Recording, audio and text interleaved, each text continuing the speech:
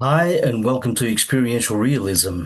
Today, I'm definitely going to have my friend Stephen Wollard of the Hermetic Idealism channel, and I might also be joined by Scott Williamson of the Mirror Point, and maybe, just maybe, Matt Gray from the Cheltenham and UK Philosophers podcast. So, see what happens. And we're all here today to discuss near-death experiences, non-ordinary experiences, mysticism, maybe some mythology, the nature of the afterlife, deathbed visions, all sorts of reports of non-ordinary experiences.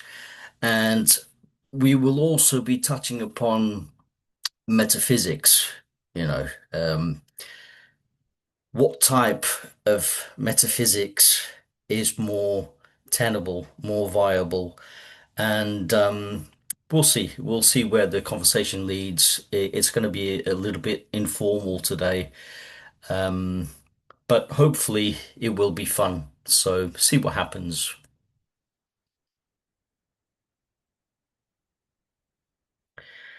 Okie dokie, here we go.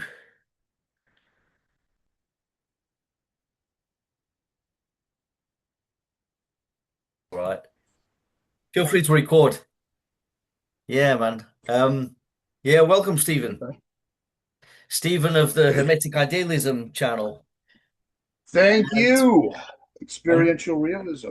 that's right. And we oversee quite a few groups on Facebook, don't we? So Yeah, yeah, and I think we should definitely do some kind of formal collaboration really across channels.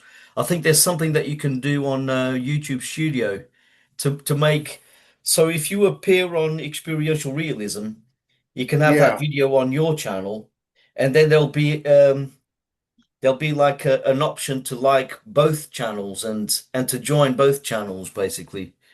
So That sounds I think that can be done. I've done it with one of the videos that Matt Gray's in, and because we did like a collaboration, uh, that video also appears on his channel. So every oh, time okay. someone sees it, they can like it and they can subscribe to both channels. So all they have to do is click once and they subscribe to both channels. So I think we should do the same.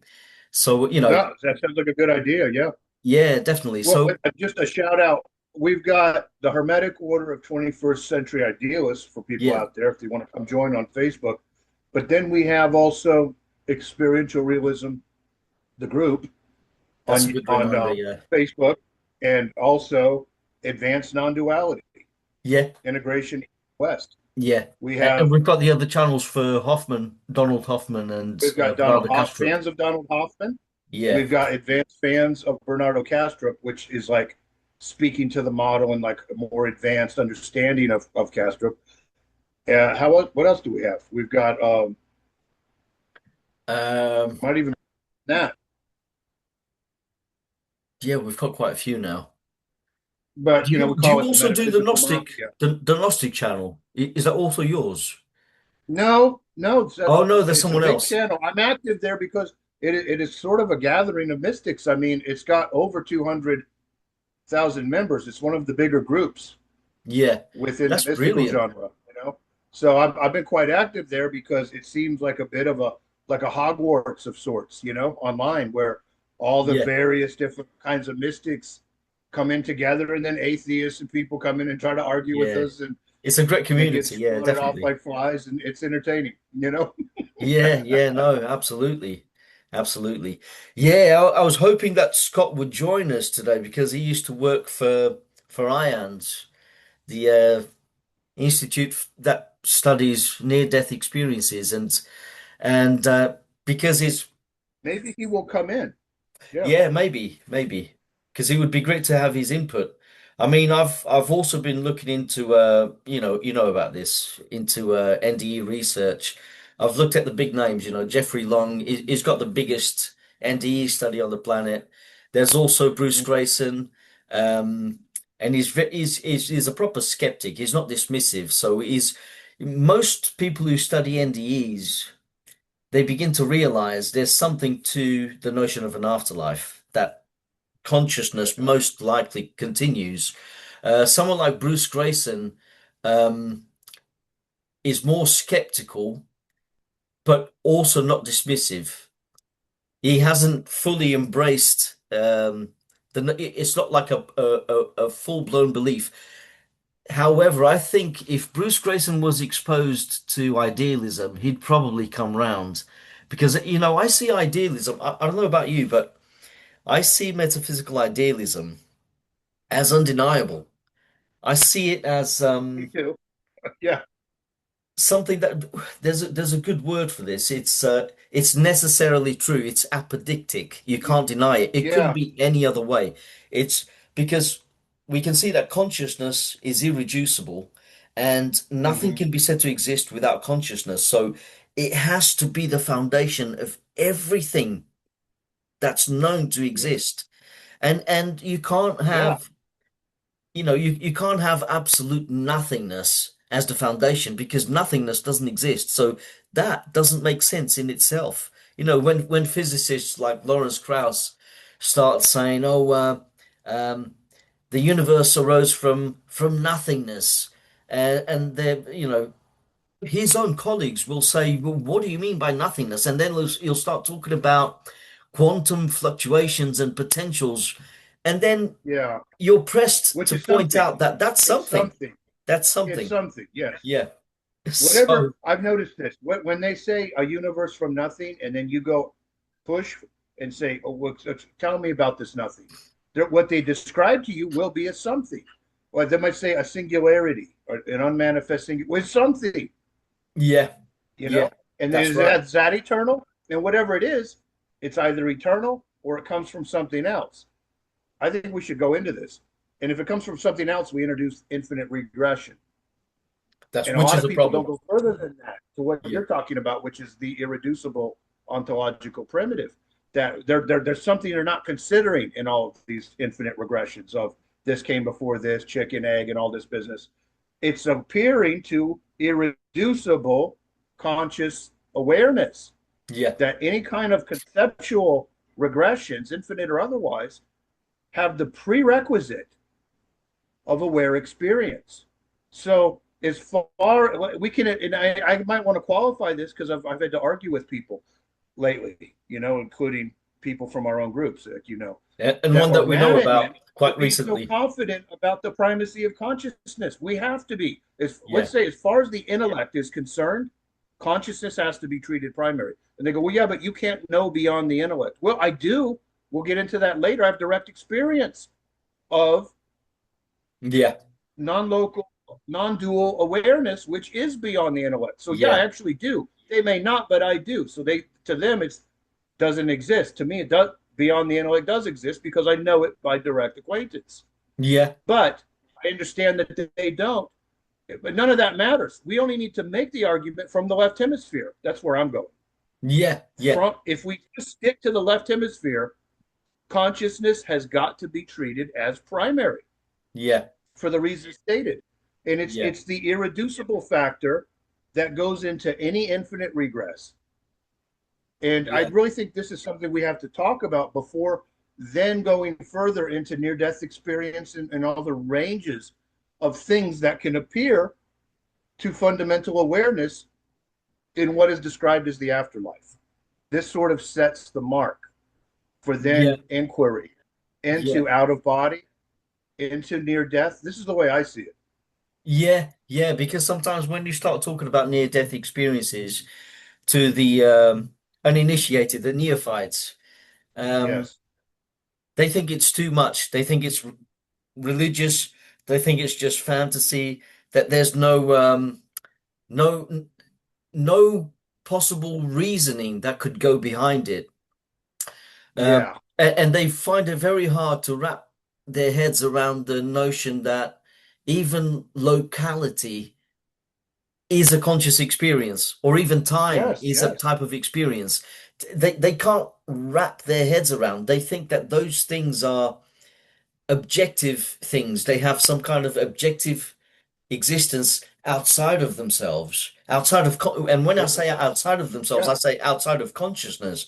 But the thing is, yeah, the passage of time is an experience in itself, and the sense of locality is a sense, an experience in itself, which comes about as some kind of illusion because locality, it, if I'm sitting here right now, it's a type of, and I feel like I'm sat in this chair. I feel like it's real, and it's real as an experience, but it's sustained by the notion of other things that are not in this location right now, other things which have other locations in space. So even space is an experience in itself. It yeah. differentiates. Consciousness invokes In the left the notion of hemisphere. space, which is like an abstraction to differentiate between things.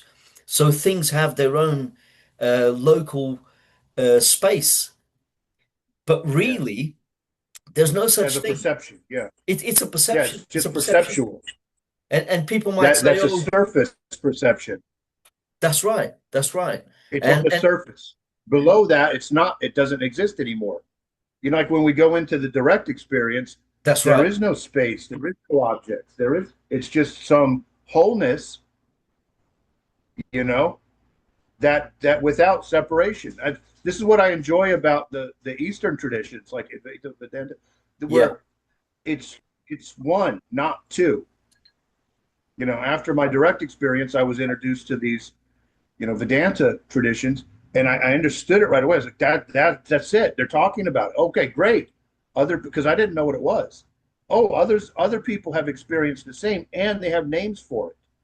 You know, and that's yeah, how I learned about non-dualism. I never heard about non-dualism until after I'd already had it, yeah, and then I had to go back and learn what it means, like intellectually. How can you? Hey, Gretchen, come here. yeah. Come here. Come on over here. She heard She's cute. a She delivery can truck. join us for today. Gretchen, Why come not? to the people. Just be very quiet. Maybe I'm she's trying to she's train trying to my give us husband. a profound insight into the nature of reality that we don't know about. She's very smart, Doxy. Yeah, You good girl. You know what she's learned to do? I yeah. went to the shower, and this morning I thought, boy, it stinks. What is this? Come to find out, this dog is so smart. She intuited herself to go potty. Like in the night, I guess, instead of going potty on one of our rugs or somewhere where she'd get caught doing it, she's Uh, gone into the shower because it yeah, smelled like urine, but it smelled like dog urine. So this dog, I was just this morning, I realized that she's been sneaking around at night and urinating in the yeah. shower drain. Now you're not going Oh, to smell it, but how wow. smart is that of a Yeah, dog to do that? I'm that's just really smart. amazed Yeah, how smart she is yeah, to intuit somehow how to go there. yeah, Maybe there's fumes that a dog can smell from the sewer lines below or something that would give her the yeah, intuition to go there.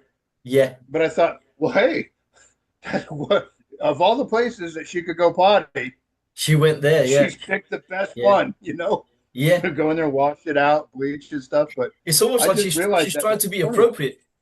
Yeah, Somehow she intuited that as a dog, yeah, which yeah, could go off into other things, the intelligence of, when we get to where we're talking about intelligence itself, in yeah, nature, not just human beings. It's all yeah. throughout this whole of nature is That's right. intelligence and Yeah, different, in the absolutely. dog, it's everywhere. Yeah, Not just what we consider metaconscious human beings, yeah, absolutely. apparently in the afterlife. Yeah, Consciousness, when we're like talking to people and consciousness is continuous, right up front, if they don't have this prerequisite background knowledge, then it doesn't make sense. And I get that because they think, well, they identify it just as the finite mind, just as the surface level experiences of physicality only. yeah, They've got a very small definition of what awareness is. And then intelligence also gets shoehorned into this very small definition. yeah, yeah, absolutely. And after all, intelligence is also one mode of experience. I mean, you don't have to be too intelligent. And sometimes, even intellectuals can get things really wrong, and they can Oh really yeah, go down the wrong path. And I think they also tend to underestimate dogs or animals in general. yeah. I think there's who are we to claim to know exactly what animals experience? We don't know. We can only, We don't know their not too long subjective ago, experience. Yeah, we were saying that they didn't have any consciousness. Not too long ago, we were going by yeah, behaviorism, and now we claim to know that they don't uh, possess certain cognitive abilities. Well, we don't know that. And the thing is, they're learning as well. I think there's every creature has the capacity to learn, has a will, and is teleological. And you can even see that dogs try to learn. They observe humans and they copy humans and they try to figure oh things yeah. out. You know, This one especially. they can even try to I open like to pay doors. it close. Yeah, like I watch the I really even wild animals, like out in the wild too, not just domesticated animals. Yeah, I really focus a lot, on their behaviors and then and look and just observe what they're doing, yeah, and from that I've intuited that they're doing a lot more, yeah, including wild animals out yeah, in the wild. I'm known to go off out to sea or go off into the swamps in Florida here. I'll spend time observing nature closely, you know. yeah, I'm a naturalist in that sense. yeah. And I've sometimes I grown feel up. like sometimes I feel like animals um don't have time to think most of the time, depending on their niche. Say if they're in the jungle and there's a lot of competition and many predators around, and they always have to be on the lookout. They Yeah, they have to be very reactionary. instinctive, so there's not enough time to think. Because if they began to think, maybe their brains would begin to develop even faster in evolution. I mean, I've got this notion that people, mainly scientists, really, they underestimate them. They don't look at how the environment might be impacting upon them. Um, it could be that they would um, develop certain abilities to do with cognition, but they just don't have time. And the thing is, time features in evolution, doesn't it? Time is one of the main factors in evolution. Um, Yeah, so, for in time for introspection at the animal level. You mean? yeah, even we have trouble with time. I mean, Mhm. sometimes it takes us a long time to think about certain subjects. Sometimes we need time to think. Sometimes we even say to one another, "Look, just give me some time here. Give me a minute to Yeah. think about this. To try and solve this problem. Don't expect me to have the answers like that straight away. It takes time to think, doesn't it? The world Yeah. is definitely not perfect. There are set rules, really. And I think in a way it gives us more meaning, doesn't it? Like these challenges, because the world is not perfect and we have to make the effort. We have the will, we have the will to fly, for example. And we also have wishes. We wish we could fly like Superman, for example, mostly boys, but we don't have that ability, but Had those we dreams dream. growing up. Yeah. I've Yeah, done some Superman flying in my dreams. I've done some Aquaman breathing underwater too.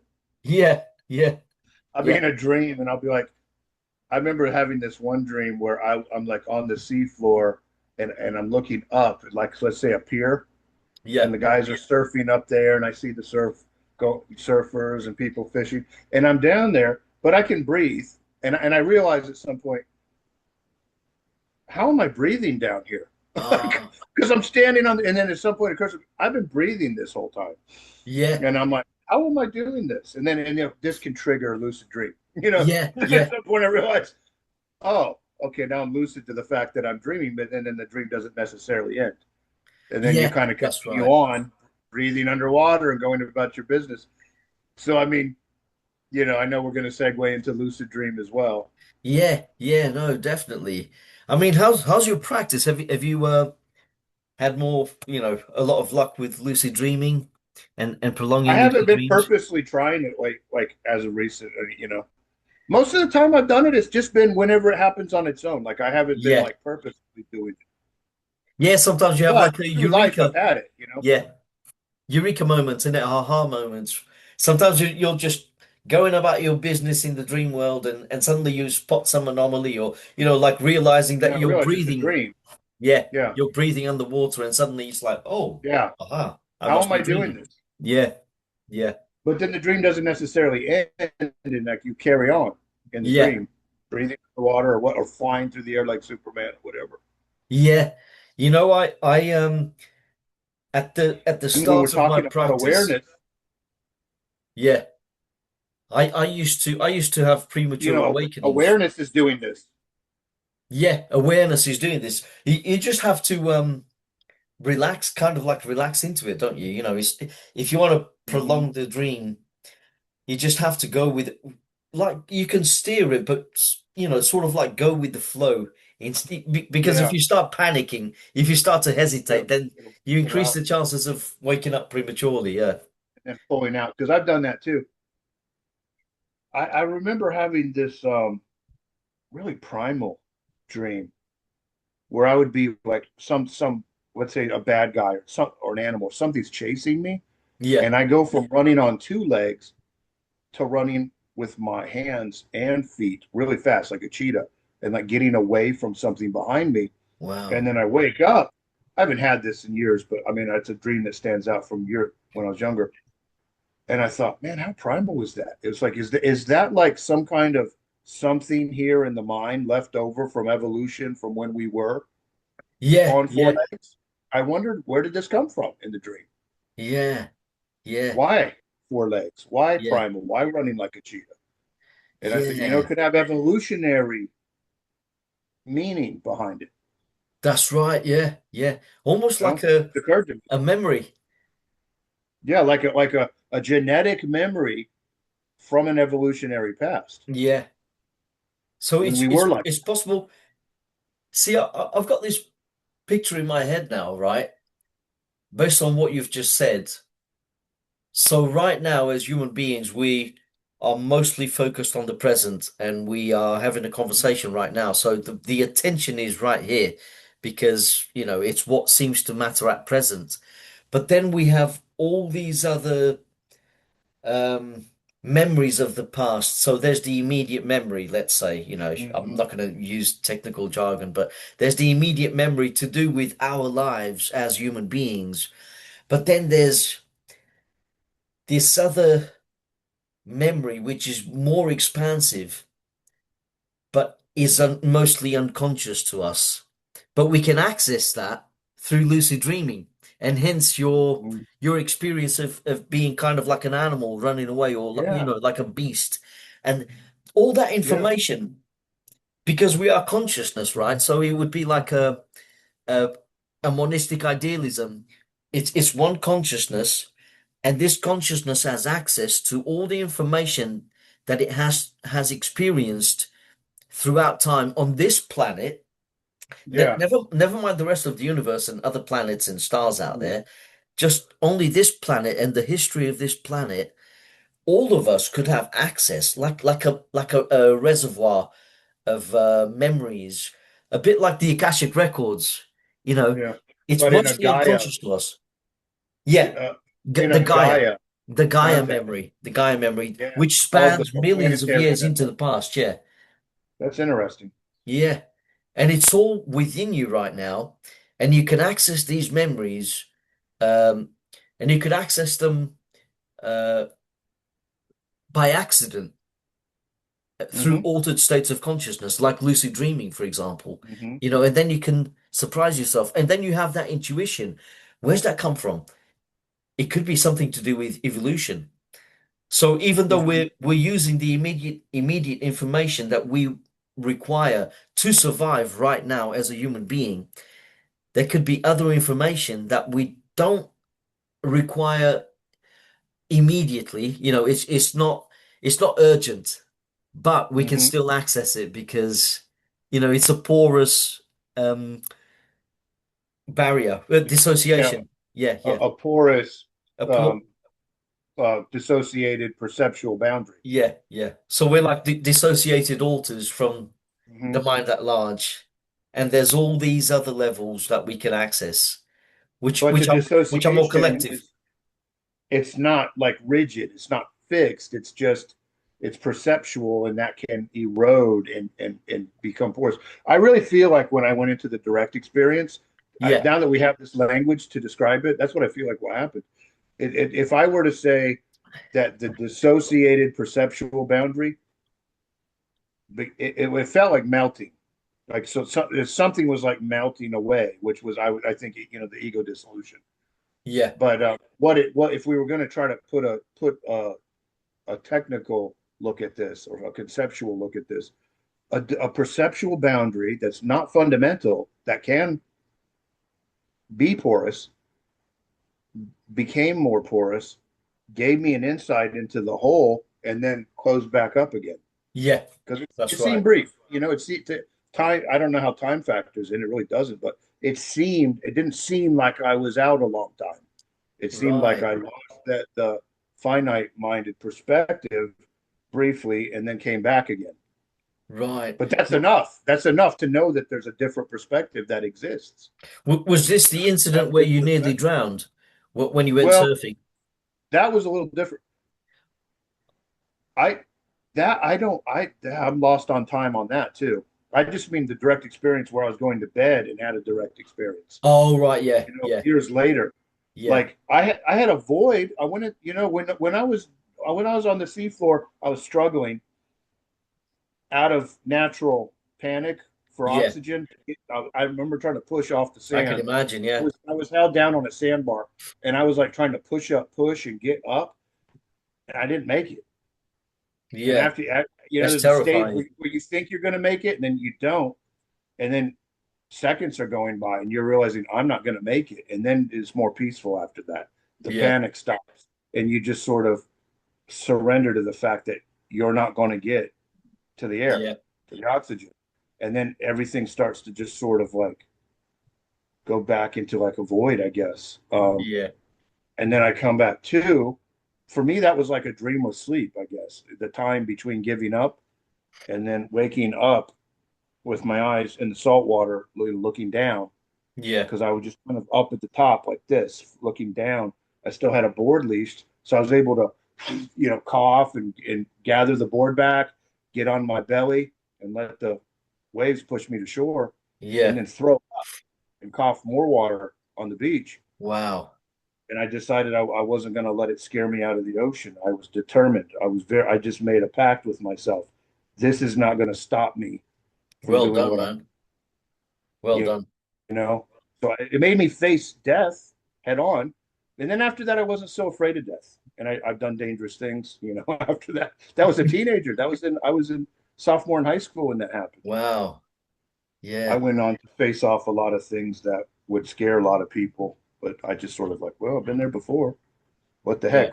yeah, I guess I was willing to take more chances after that. yeah, yeah. Not That's totally right. reckless, but reckless enough to be held at gunpoint several times and things like that, and then stand down the assailant and Yeah, live. yeah, yeah, exactly. Yeah, But I yeah. got to tell you, the times where I've been held at gunpoint, it's metaphysical. I mean, I'm probably alive just because in all my will, everything was just directed at the person with the gun.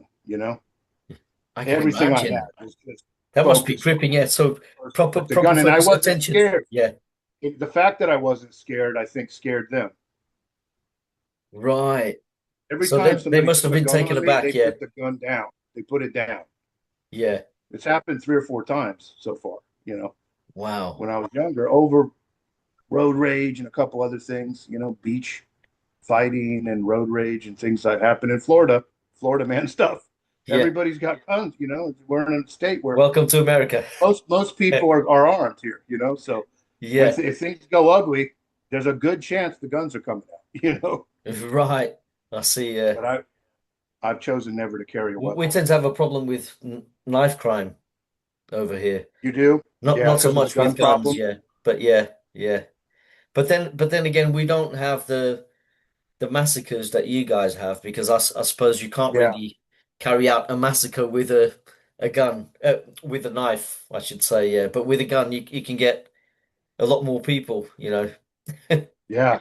All I can say is when I've been put on the spot like that, I have so much will and metaphysical energy Yeah. that and then I can focus it on somebody and it makes them uncomfortable when I do. Wow. They get very uncomfortable. It's almost like their nervous system starts to shut down or something Yeah. to experience it They must see it from as like my a energy. challenge. It's like this person isn't behaving the way I want them to, you know, like the usual type of behavior. So you must, I don't know. I had to do that with a wildlife officer. This guy is idiot. I was out fishing in the Keys. I was in the Everglades National Park boundary, and I was chopping fish at the back of the boat for chum. Yeah. And this, an officer came up behind us just to do a friendly boat check or whatever. But I see it as harassment. They're just harassing boats. Yeah. And I just turned around because I heard like, "Hey," it startled me. I had a knife in my hand. I turned around and the officer went for his gun. And I just looked him square in the eye. And I was like, "Whoa, Tex, you gonna effing shoot somebody today?" And just looked him square in the eye and he took his hand back off the gun. And I Yeah. told him who I was and what we're doing. And I was like, I was aggressive to him and he was the guy with the gun and he was the guy with the badge. You know what I Yeah. mean? It's like, I told him who Oh my man. grandfather was. I told him who my family was. I told him, I'll have your effing job if you fuck up right now. Yeah. And, Yeah. and I got his attention because, I'm a third generation to the island, and I was like, Right. you bozo who obviously came in here from out of town sometime recently, don't know who you're talking to, Yeah. Yeah. but we had a lot of brazen Yeah. growing. And they have to follow But there's protocol, don't they? metaphysical stuff involved in that brazen. It's a metaphysical brazen. It's not just some physical brazen. There's something more going on, Yeah. and it's mental. It's mental. Absolutely.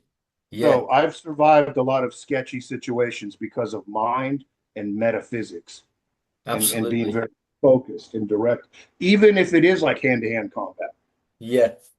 There's something more than just the physical hand-to-hand combat. There is this metaphysics that you have to factor in, Yeah.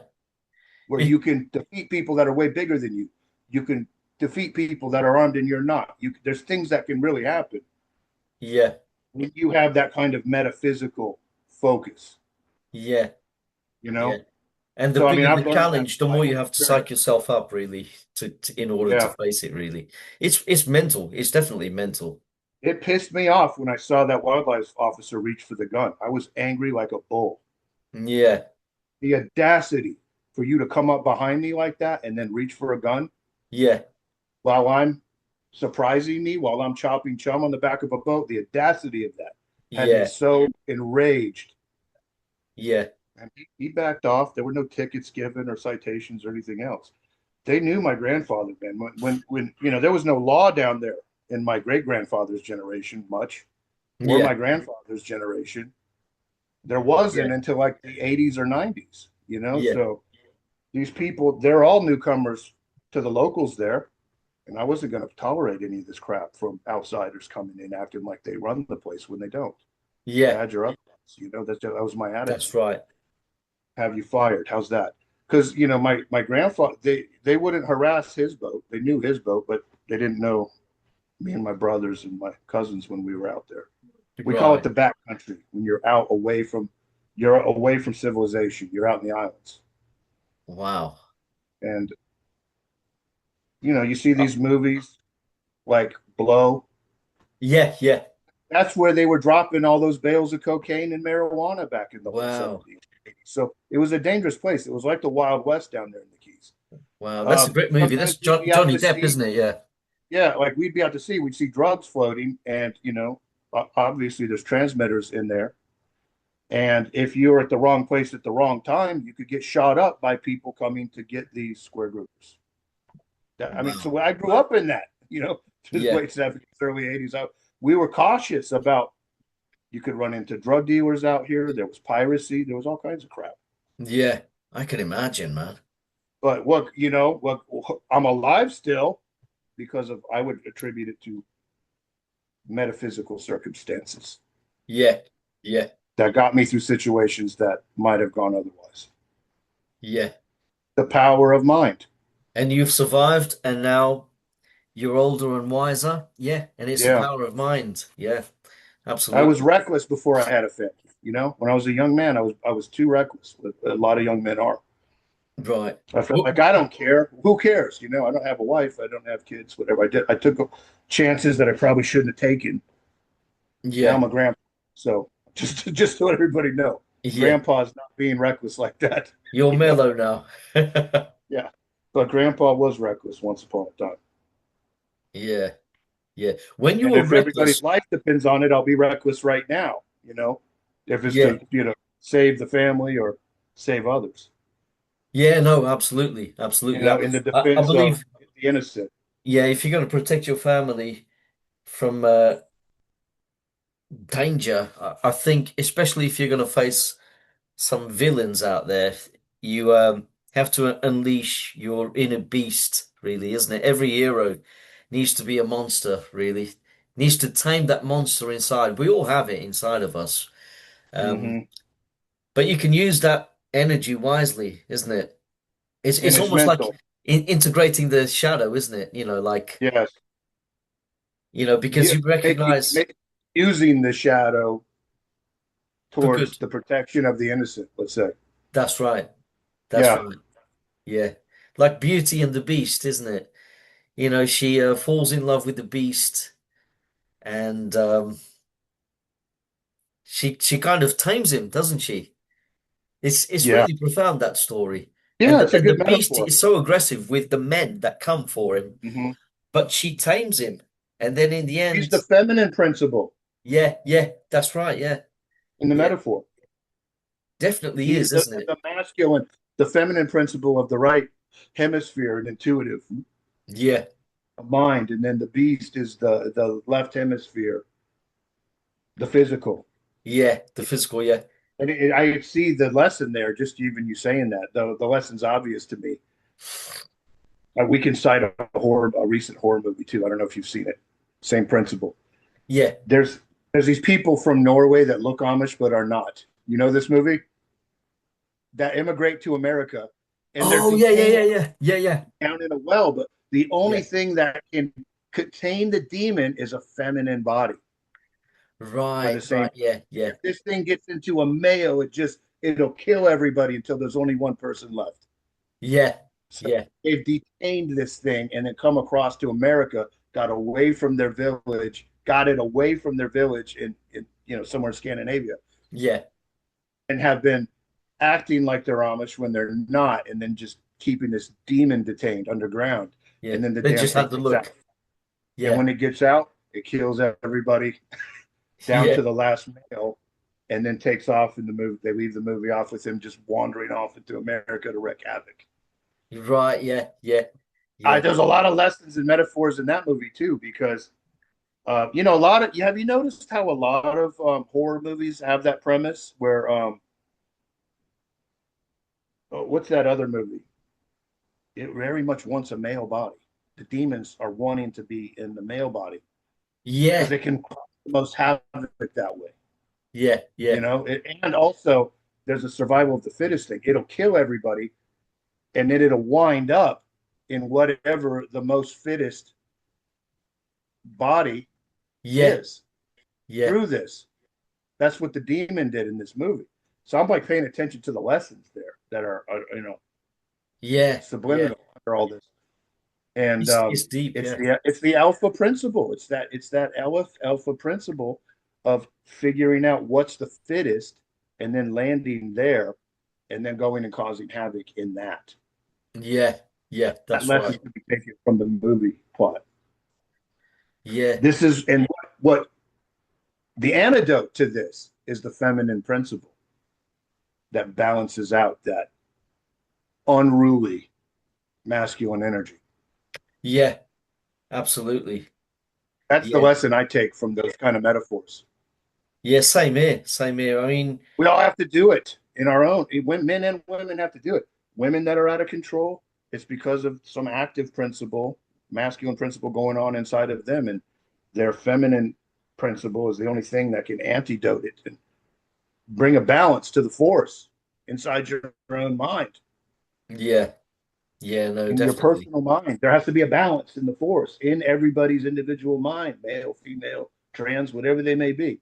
There has to be this balance of solar and lunar energies, like you're in the tattoo, That's the right. Yeah. interlocked triangle, male and female interlocked, the sun and the moon, abraxas, the masculine solar on top, the And it's lunar all about serpent. balance, isn't it? It's all a balance. And that's why I have all this balance stuff on me, Yeah. because All the symbolism. I've had to learn how to balance myself. And then from there, you can talk about it with others. Yeah. Yeah, no, you have I've been to out, really. I had to learn to come into balance. Yeah. And I I was think, being too solar at a point. I had to bring in lunar. And you know yeah, what? You know how that came about? Becoming a girl's dad. My first marriage, I had girls. And I'm in a house full of women. That forced me lunar energy. It forced a balance of lunar energy into my solar mind. You know, right, right. I Yeah. had to consider things from the female point of view, not just my masculine. I came from a male dominant family that only had a couple girls, cousins in the whole family. So I came from a very masculine side and then wound up a girl's dad. And as it was going on, I realized life is giving me lessons right now, Yeah. and I'm paying attention and I'm trying to learn from these. And now I'm a girl's grandpa too. Yeah. It's lessons all around, isn't it? It's It it, it was giving me a balance that I needed in personally inside of lunar energy yeah. from having to be a dad for girls Yeah. Yeah. that I wouldn't Yeah. have otherwise. It forces you to change your personality to adapt Yeah, and, to absorb. And I'm sure sometimes there are balance. instances where women can teach you to be a bit more agreeable in certain situations where you don't have to be so defensive. If you're surrounded by men, it's almost like you subconsciously compete and Yeah. you Oh, you always try certainly. to get your point across. But when you're surrounded by Yeah. women, not so much, and they get you to change your ways and to relax, and you can be agreeable and You gotta change your evil ways, baby. Well, that's all true. And my wife too, especially. So it's like with Pamela being INFJ and Yeah, me INTJ, I'm on the thinking dominant spectrum. She's on the feeling dominant spectrum. Well, this balances out each way, you know. Sometimes with thinking, sometimes with feeling, it works out quite well, I in terms see. of a I couple. took that test. I think I am an INTJ something. You were same as me. You're Right. identical to me. Yeah, INTJ-T. I Dominant see. thinking is what we do, and that's why we're in philosophy of mind and Right. into philosophy of science and this other stuff. That's why we've landed there. I It see. is within our personality to be Can, where we are. and can personalities change over time? Because I'm very different They now can, from how I used to be before. yeah, So they can. I see. But I feel like I always was an INTJ. When you look at the definition of what it is, I was like that as a little boy. Right. Yeah. I was always off into deep thinking and contemplation. I think my grandfather was that too. And I'm Yeah. sure that my dad I've was always had deep. an inquisitive mind myself as well. Yeah. Since childhood. I've always been curious like that. I've always been, a geek for my hobbies. I learn everything about the hobbies I choose, like the guitar, like the surfing, fishing. It's like I want to know all the information about fishing. I like to trout fish in the mountains. I grew up here. I had this dream that I wanted to go to do something different and go mountain fishing for freshwater fish, not ocean fish. Yeah. Um, it was in my mind for a few years. And during that time, I just studied everything about like the history of trouts. I That's a learned good that we trait don't to have. actually know where they came from. I Yeah. wanted to know about salmon. I wanted to know about trout. I wanted to know everything I could. So this is an INTJ thing to do. And I was like that as a kid. I had books on fish.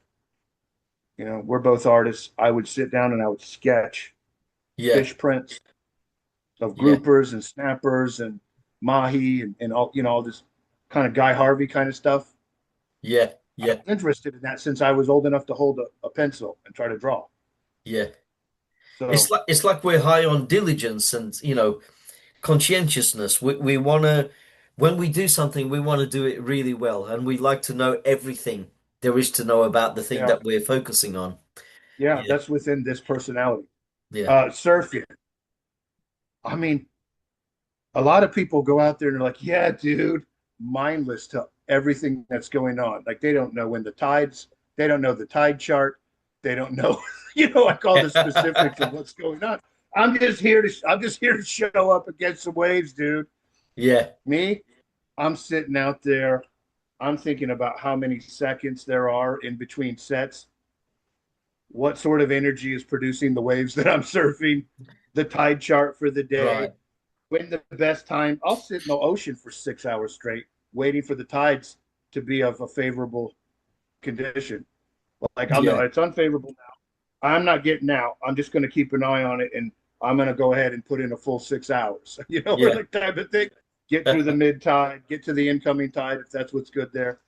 I got all that going on in my mind the whole time when I'm sitting out there. It's not like, yeah, dude, this is fun. I can't wait for the next wave to come through.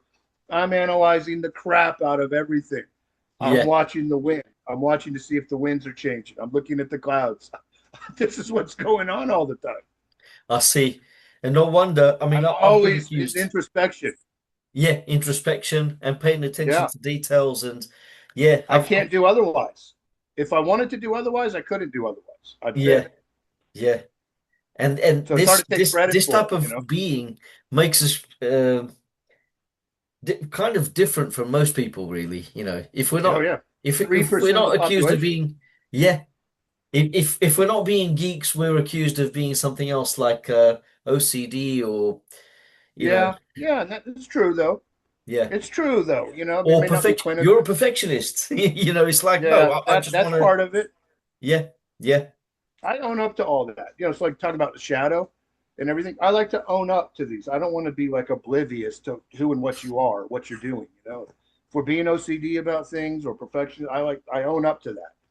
And yeah, then by owning up to it, it makes the unconscious conscious, as Carl Jung wants yeah, everybody to do. Right? That's the way absolutely, I yeah, see it. yeah, yeah, It's no longer out on the periphery, and you're not minding it, not paying attention. I realize, yeah, I am being OCD about this thing. yeah, Okay, well, now I can choose to pump the brakes and redirect a little bit. Or, you know, this is yeah, the power of mind again. Another yeah. way, You can become outside of self-conscious. self-defense and other things. It's useful. Like, so understanding the mind, I would say that everything we've talked about so far speaks to the value of understanding consciousness is primary Yeah, in your life for absolutely. self-defense, for any number of things, for balance, internal balance, for relationships, because imbalanced people are going to tend to have unsuccessful relationships with others, Yeah, romantic or otherwise, right? yeah. These are very helpful things. This is not just philosophical nonsense and fluff that we're It's discussing. yeah, And it's I get real. accused, physicalists will say that. No, no, no. This is useful. This is practical understand. It's very practical, in my opinion, to treat consciousness as primary in every Yeah, aspect of your life. yeah, that's right. And I It think, makes the unconscious conscious. yeah, I think, yeah, yeah, yeah, absolutely. It's individuation, isn't it? You're becoming more self-integrated. You're aware of your own personality. You're knowing yourself. Hence the principle, know Mhm. thyself. And the more you do that, the less likely you are to run into some real trouble. Because if you think about it, how many people um start by telling fibs, and then the lies get bigger. No, come here. I got a naughty over here. Come here. All right. Gretchen, come here. Come here. Come here. Come here. She got back here behind the fish tank where she's not supposed to be. Hey, you come over here. Come here. Come here, naughty. Okay, sorry. Yeah. How many have you got, by the way? How many dogs? Oh, here at the house we've got two. We've got Oh, right. I see you. we got a rescue dog, which is Kada, and then we've got this little dachshund pedigree that's Gretchen. Oh, I see. Yeah, I thought you had more dogs. I keep thinking Well, that you've got there's like, another. We got Flash Boy, but he's with our son oh, I Ben. see. Yeah, yeah, yeah. Who's like a Tibetan honey. What is he? A Tibetan type of dog? Tibetan Spaniel. Tibetan Spaniel. Oh, right. Because So I think they're the dogs that would alert the big dogs. They're little dogs, but they would get like a high perch, and if there was trouble, they'd get to yapping and barking, and it would alert the big oh, I dogs see. down lower to Yeah, go. yeah, So I think that's what it's because that's what he does at home. He'll get as high as he can on the couch, and he's always looking out, and if he sees anything at all, he's barking, to let his yeah, people know. yeah. We have a He King does that Charles whole. Cavalier Spaniel here. You know, she's Oh, my brother has big those. ears and that. Yeah, yeah, yeah. Yeah, Very sweet. they're very cute. Yeah, very cute. Brother's got two of those. Very affectionate as well and very playful. Yeah. But yeah, yeah, I was saying, you know, Here we go. Everybody's riled up. there is this channel um, on YouTube. I think it's called Raymond something, and he shows uh, animations and he tells a story. And these stories are, really happened. They're veridical, basically. And most of the time, the stories are about people committing crimes, and they steal, they murder, they do everything under the sun, right? And the story kind of gives you a feel of the character who comes to commit murder, for example. And so you see it how they change gradually, and it's almost like, for example, and this goes back to what we were talking about, individuation. So if people are not aware of themselves, of who they are, if they're really not paying attention, because let's face it, so many people are like zombies. So many people, they don't really know anything about meditation or what you and I are into. Yeah. So this show is about people who commit serious crimes, and usually they start by lying. So they tell small fibs, and then the lie gets bigger and bigger Mhm. and bigger. So it gets to the point where they're lying to their family members, and then they don't want to be found out. Um, it's too much. It would be like an assault on their character, their reputation. So they would rather. It gets to the point where the lies are so big, they don't want to feel the shame that would come with being found out. So they end up killing their friends or family members. If someone finds out what they've been up to, they just suddenly kill them. So it's almost like committing sins, and one sin leads to another sin, which is even more Yeah. serious, and they don't even realize what they're doing. If you said to them before they committed the crime, the serious crime, if you said to them when they were younger, before they even started telling fibs, if you said to them, in the future, in about 10 years' time, you're going to kill your friends or your family, they wouldn't believe you. Yeah. They would say to you, that's not me. I could never do that.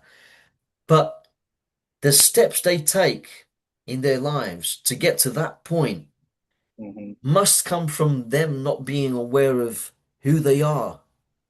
And Yeah. then they justify what they Their do and they give unconscious themselves is excuses. unconscious. Yeah, their unconscious remains unconscious, or their subconscious is unconscious to their conscious mind, And this is how it happens, what you're describing. The antidote is Carl Jung. Yeah, Make the subconscious conscious. absolutely.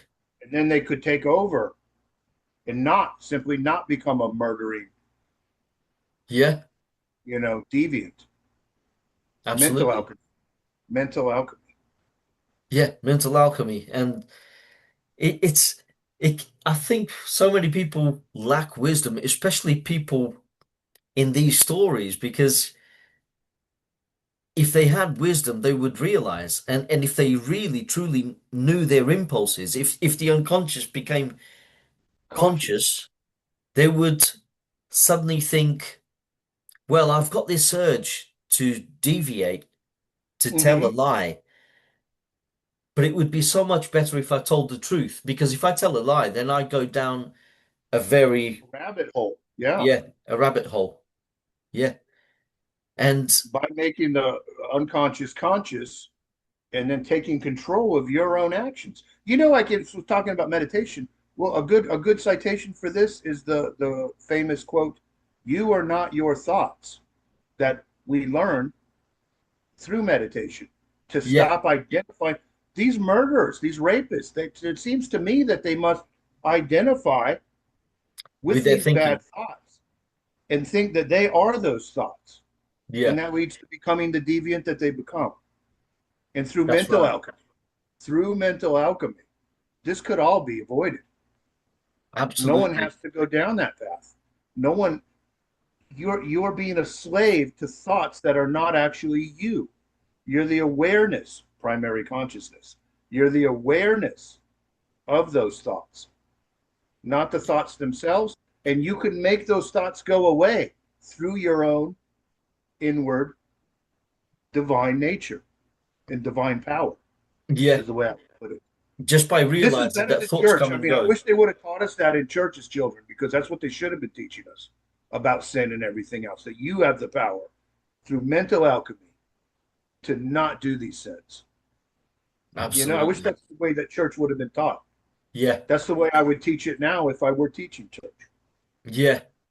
It should definitely be a collective way of thinking about thinking, Yeah, the realization that we are not our thoughts, we are the you're not space those thoughts, in and it which the does. Don't be thoughts ashamed if you arise. had a naughty thought.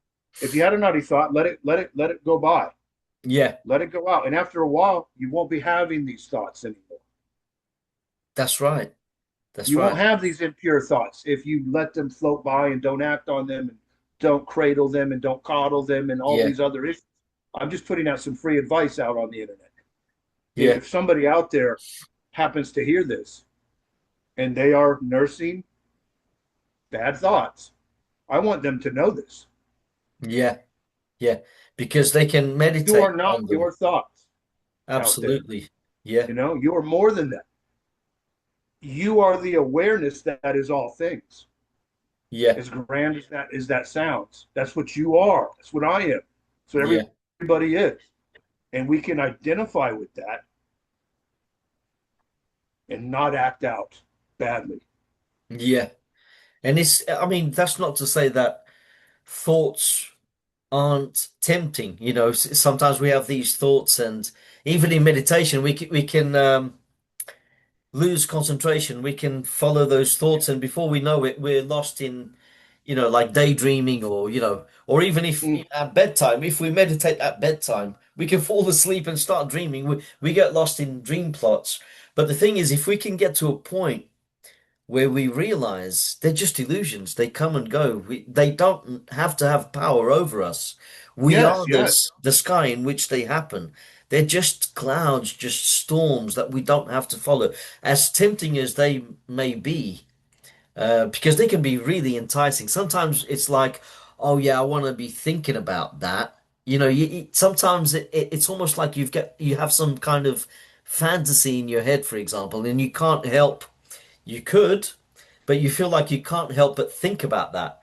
Mm-hmm. You start daydreaming and thinking, oh, let me think about this some more. And you start to imagine, what if I found myself in this situation? How good would I feel? And it tends to be hedonistic, really. But Yeah. if you just let go of all of that, if you tell yourself, no, I'm here to just realize who I truly am, which is that pristine awareness. Pure essence. Yes. Yeah. And I don't have to chase anything. I don't have to chase any thoughts in order to be happy with myself because that pristine awareness is already joyful. It doesn't need anything. It's not predicated on anything in order to exist. It's Hmm. free of everything. Consciousness is absolutely free of Oh yeah. everything, but it likes to, you know, dream things up Hmm. and it loves those things that it dreams up. It's like a loving almost, isn't it? It's almost like an urge and a loving. These concepts arise and you can't help as a human being. You conceptualize yourself and you conceptualize everything else in relation to who you think you are. And it's always about who you think you are and what you think is going on, isn't it? But really, there doesn't need to be anything They get happening. lost. Yeah, They get lost in the play, in the act. We're an actor right now, Steve and Arlinda. This is an actor, conscious, pure consciousness, pure essence, pure awareness yeah, is acting right now through me, through you, through everybody watching, through the animals, through all of it. I'd argue through the elements and everything else. So there, one thing I think we could segue into though, because we didn't really get deep into the near-death experience stuff, is how this informs that. It's like, so all there is awareness, but then there's levels and layers of experiences that are available to awareness, and that's what would be right now, yeah, waking state. yeah, Physicality or waking state is just one of many layers available to primary awareness. I'm saying awareness instead of consciousness because people get confused. So, primary awareness is really what we mean here. And that's yeah, the Brahman. That's the Brahman of the East. That should be the all mind of Hermetic tradition in the West that informs all three dominant Western traditions and the whole of Western esoteric occult. You know, that all mind is the same as Brahman. And what it is that our pure awareness. yeah. It's mind at large in That's right. philosophy, and it's the whole in Donald Hoffman's cognitive scientific model, his Yeah, mathematical idealism. The whole that's what it is. And when I've had the direct experience, it's an experience of wholeness. yeah, So it's like I have an experience that matches the intellectual concept of unity, of wholeness, yeah. of omniness. The wholeness. Yeah. And then within that are the layers that are available. Unfortunately, when people are like, why do bad things happen? And why is there sin in the world? And so these kind of questions, I mean, I don't think a lot of people, some people may cringe at the answer that I would give to this. But from my own introspection, I think it's very clear what it is. Everything that's possible is Is. in one Yeah, way or another. So within primary awareness or experiential awareness, every kind of experience that's possible plays out. And that's why there are good and bad experiences. That's why there are the Epstein files. I hate to say it. I don't like it. And I feel as I say that, I feel a bit of a pull, like there's a shadow. a big shadow there, I isn't there? hate that stuff. I hate it.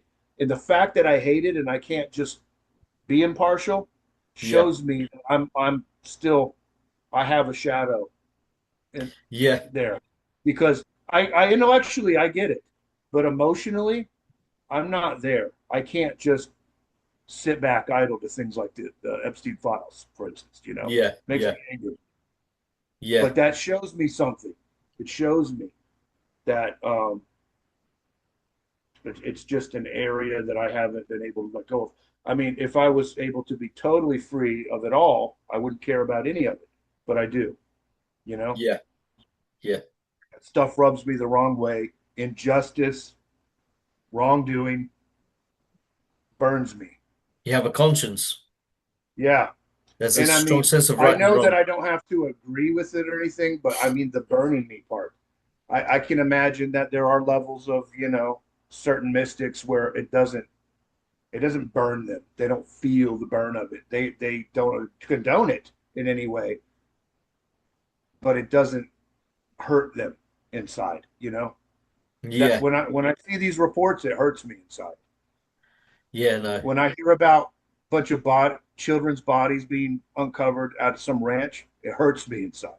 yeah. There's so much injustice in this world, and sometimes, So, you know, I'll go ahead and take that as a self-discipline. It means that I'm not at a point where I'm impervious to all of that and it doesn't hurt me, because it yeah, does hurt. yeah. I mean, And I don't know that I need to be. Let's say that maybe some lifetime ahead of this one is a time where I ascend to some level where it's different. I'm not in a hurry. I'm not trying to avoid reincarnation. If that shows me that I've got further reincarnations ahead because I'm not totally there now, so be it. yeah, I'm interested in the truth and being yeah, intellectually honest with myself inside. yeah, I'm happy to keep reincarnating. If we're here to learn lessons and develop, I have no sense of, I'm going to break the chain of reincarnation. I don't have that at all. I'm open and welcome to it. For goodness sake, how many lifetimes have I had to live to just speak the way I am right now? For all I yeah, know, it could have been countless lifetimes to to be of the mindset that I am right now, as open minded as I am right now. yeah, And I'm identifying that I'm not totally open minded. There's still things that are closed off.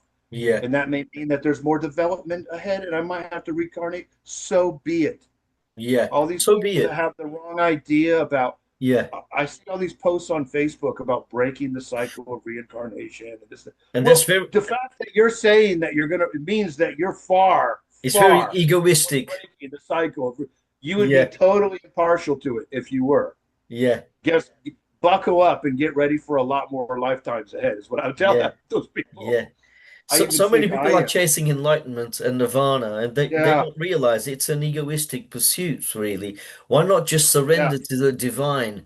And it's like if you haven't learned all the lessons that you need to learn spiritually, then at least you're at a certain stage and you can continue on learning. And the thing is, I think it's better to be humble rather than saying to yourself, I've already learned everything I need to learn. I'm so, Yeah.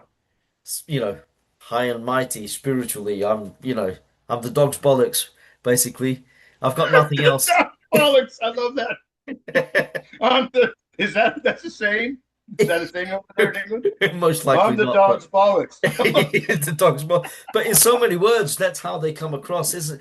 So many spiritual gurus, so-called spiritual gurus, they come across as really holier than thou, and it's like, oh yeah, Yes, I'm they I'm do. already enlightened, Oh, and this is what you have to do, and you have to be on that path. And most of them are sexual deviants anyway. They say, oh, if it if turns you out really that want to way be a lot of enlightened, times. let me have sex with you, and then we'll see if you're really there. It's disgusting. And the thing is about the Epstein files, it could be this darkness is frightening and upsets many people. Upsets it should upset many people. Um, but at the same time, I mean, it can also kind of give us an impression of where we are. It could be, for example, when we listen to horrible stories and heinous crimes taking place in the world, it could also be a reminder that of how much we have evolved spiritually. For example, when Sure, you know you sure. must at the same time think to yourself, well, I'm not a monster like Jeffrey Epstein. I would never do that to a kid. I can't see myself do that to a kid. I can't see myself victimizing other human beings in that way. So in a way, It's it's not okay. meant for comparison, but in a way, it makes you realize, okay, maybe I'm not perfect, but at least I'm not that bad. And those There people was a TED seriously Talk on. need, yeah, I don't know if you've seen. I might find it. There's a TED Talk out there because the left, the liberal left, or whatever, well, whatever we want to call it. I would call this the very far of the left. Here in the U.S. is where this went down. So by our standard, advocating for um, just sexual deviants of all stripes, rapists, child molesters. And I understood. I listened to the TED Talk. There's a TED Talk out there. But I don't know if it's been deleted or not. But they were. I felt like they were really overshooting the mark. But they were trying to. And I know that they're not wrong conceptually because you could imagine that you are that monster and you're controlled by thoughts that are out of your control, yeah, that you think are out of your control, and you're a slave to these bad deeds like murder, rape, or whatever it will be.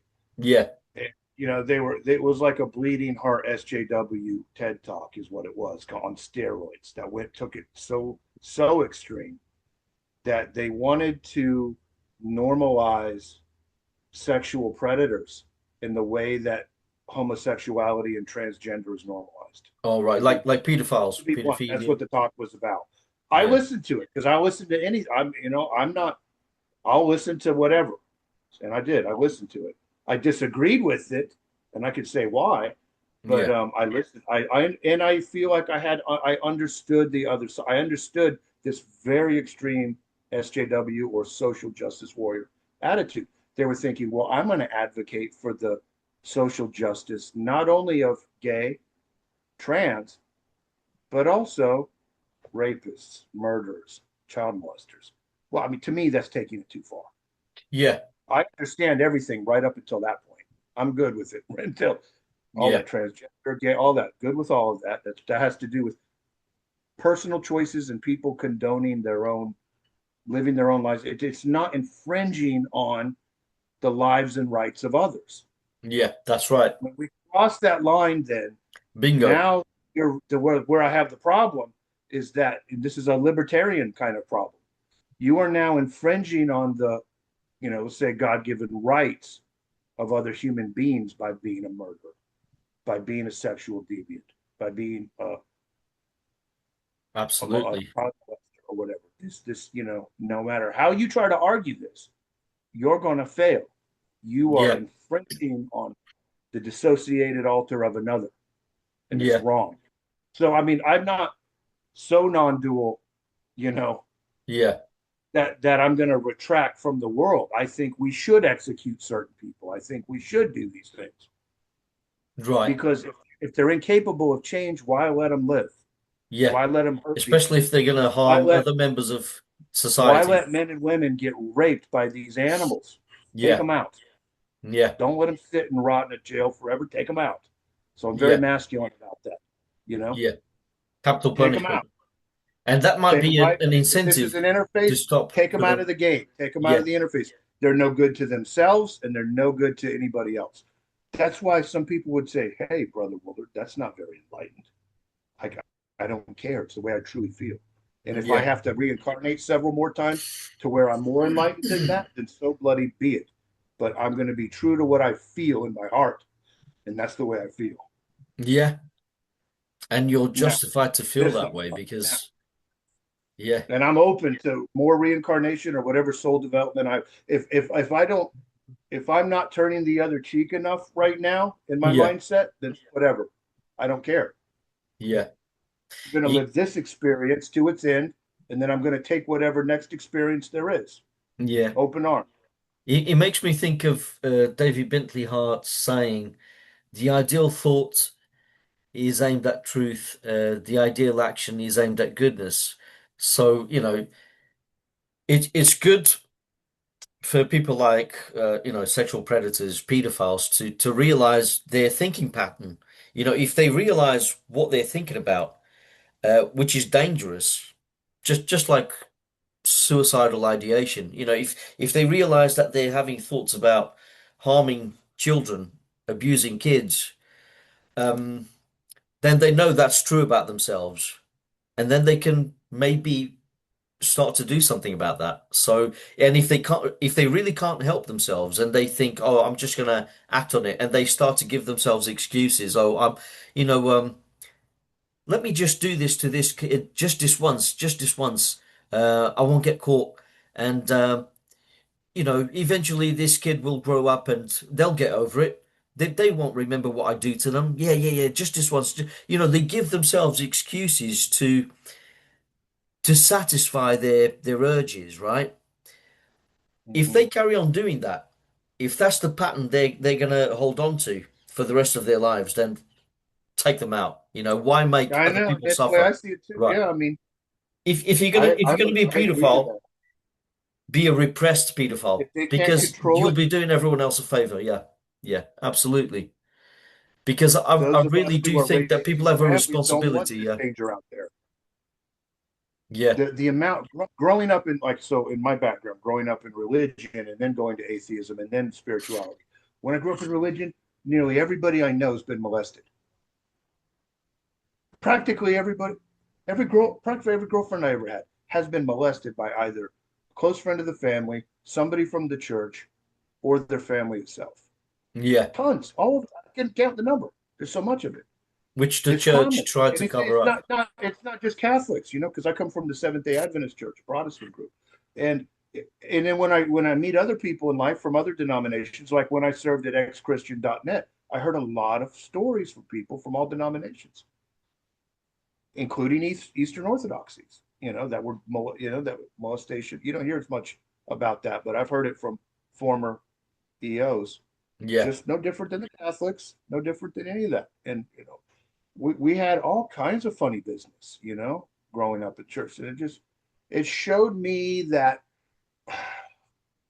what the church was, which was a bunch of blind egos, Yeah. you know, gathered around a central belief, which was dualistic and allowed those egos to carry on blind. And part of that is this idea that, well, I'll act on these bad thoughts and then I'll just pray to Jesus to say, forgive my sins and I'll be right in the end. The wrong And then approach. repeat, Yeah. and they keep repeating the bad things. Yeah. And I thought, no, that's not right. So when I Yeah. went to atheism, it was out of rebellion against the church, but it wasn't. I never lost any more moral sense when I went to atheism. In fact, I felt like I became more morally sound and more. I've argued this online a lot, Yeah. that atheism didn't make me immoral. The church was immoral.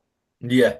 I felt like I gained morality by becoming a secular atheist when I did. And then I felt like I gained even more of it when I went to non religious spirituality, Yeah. beyond Yeah. both the dualistic religious and the dualistic physicalists. Because Yeah. now it's non dual. Now you understand that you and the other are one. Yeah. Absolutely. Tatvamasi, thou art that. Thou art that Brahmanic first principle pure awareness. That Yeah. is all things. So, people at this point could say, this is what I mean by somebody accusing me of being less enlightened, because I know this, I understand it, and I recognize it as true, and yet I'm willing to execute those sexual predators. Yeah. Why? Well, because there's further to consider than just this. Just because all is one doesn't mean that we need to lay back and allow Exactly. misconduct in the Yeah. world. Part of this world of experiences where all experiences are playing out, it's more complicated than that. Yeah. Yes, it's all God. And yes, it's because God has to live out every experience as possible to live. And then that takes us to things like these predators. It's a self-correcting system. The corrections that happen within the system don't come from afar. They come from within. Within. Yeah. And they come from people interacting with people, animals interacting with people, the elements interacting with animals and people. This is the way, this is deeper in. This is what I call advanced non duality. Yeah. Our the group, advanced non duality. This is the kind of message I'm trying to put out there, that there's something more. When you understand that it's all one and it's all God, that's jolly well, but that's a very introductory non duality. And for me, being 23 years into it now. Yeah. There's so much more. After that, there's a lot more to understand. It is a game, and you're not supposed to withdraw from it. You're supposed to engage it, making correct choices, Yeah. and you get better.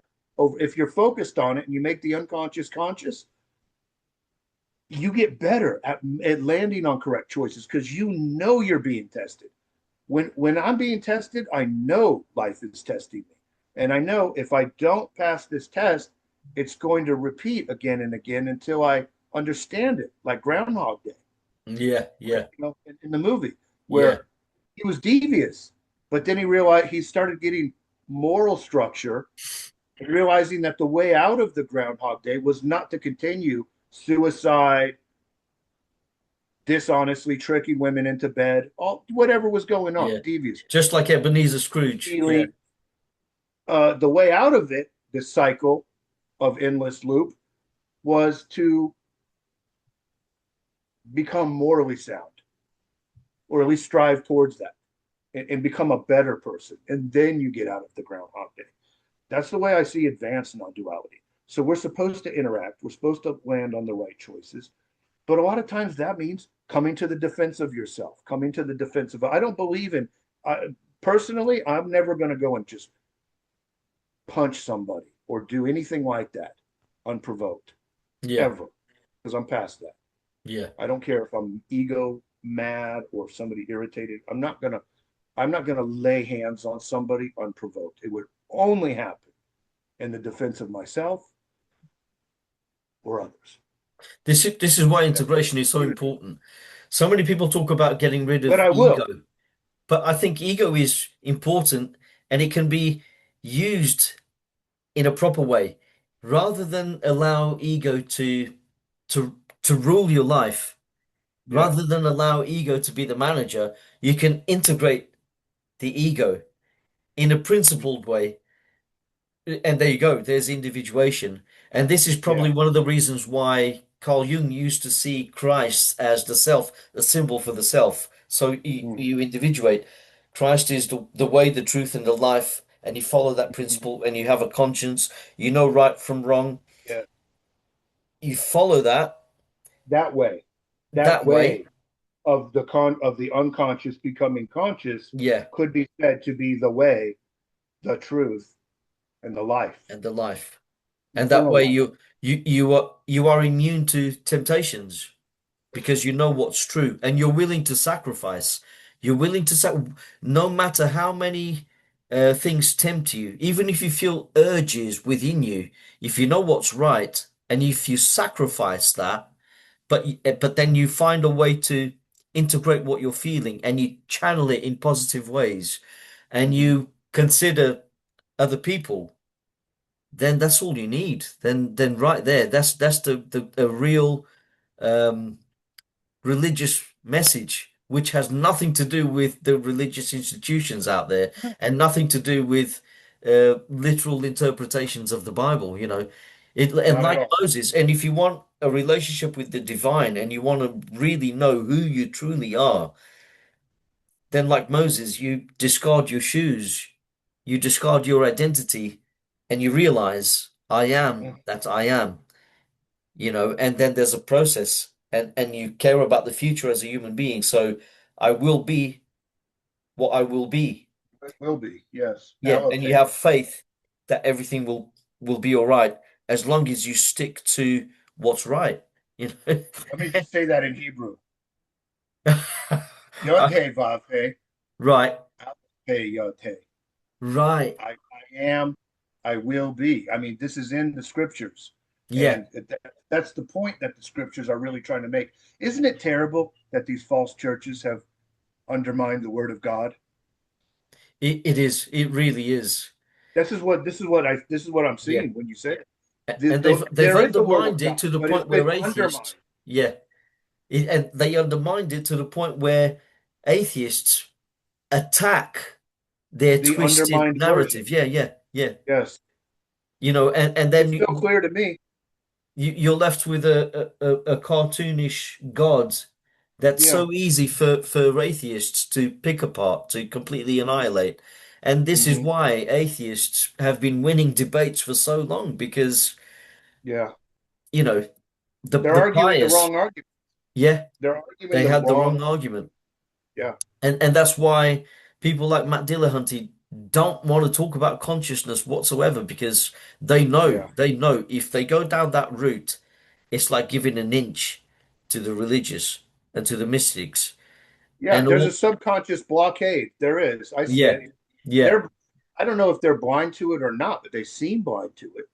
Like I'm saying, I don't know the subjective experience of another, but it seems Matt, the Dillahunty, that example there, I've listened to some of those podcasts or watched them on YouTube with callers, and he's your classic angry yeah. ex-theist. When they deny And qualia, yeah, when they deny because they consciousness, think they it leads to deny God. God. Yeah, And what I would tell Matt is, and if we ever speak someday, this will get aired out, that number one, you're arguing the wrong arguments. And number two, it does not lead back to the God that you've rejected. It yeah, doesn't. The path that leads forward to a thing that you're not aware of yet. that's right. It's not a backwards move. They're resisting it subconsciously because they think it's a reversion back to dualistic religion, where Yeah, God is some other thing of somewhere else, looking here, not all things. And then they still might want to argue with me that God all things because they have this idea of God that's wrong. When you understand that it's just a symbolic term for existence itself, yeah. that which has always been and will always be the eternal And principle, it's an existence which it, is it- you aware and know, alive. Yeah, you're not what are you negating? You're negating existence itself. I mean, there's nothing to negate there. There's nothing to doubt. What are you yeah, doubting? You're only doubting a dualistic concept from false religions that that's was right. never correct to begin with. And if we took the mystical deep dive, we'd realize that the mystics had it correct from the beginning. The Yeah, Jesuses and the Buddhas had the right idea originally, which was the oneness of things, the wholeness of things, the full. When they say no self, they mean because of the fullness of things. that's right. We could call that capital self, though, That's where but we come from. We come from that but with the ocean. fullness of things. Yeah, yeah, And that's our true essence. And then these religions come in behind them and they create this false dogma and dualistic. Let me see here. Oh, battery. Well, I might migrate over here to grab a plug. no, go for it, The man. Do what you have to they've do. gone. They've tarnished the name of God, really, and then They the have. atheists respond to that. So it's like no, at no point. That's a Babylon right there. It's just confusion. Ronnie, Absolutely. I'm gonna have to plug in. Yeah, I'm no, here walking through they the have. cottage. I got to grab a plug. No problem, man. Um, so that needs to get aired out. I'm going to say that. You see me type that out all the time into groups, and you've seen a lot of debates I've had with people in social media. Yeah, I like to make that clear to the atheists when I'm debating with secular physical atheists that you guys are not understanding something, that you've got a blind spot to what's ahead here, and that the primacy of awareness, it only supports religion if religion gets purified back to its original roots, yeah, yeah. which are And non-dual, takes metaphor mystical. seriously rather than the And that's not literal. a threat to the values of secular atheism and secular life. It's not a threat in the way that religion is. So they got to let their guard down. I mean, they've got their guard unnecessary. They're rejecting idealism for unnecessary reasons, in my Yeah, opinion. absolutely. Have you heard of the Talmudic myth of conception? So basically, there's a nocturnal angel called Layla, and she touches the filter of babies, so the medial cleft, just before Mm, they're born.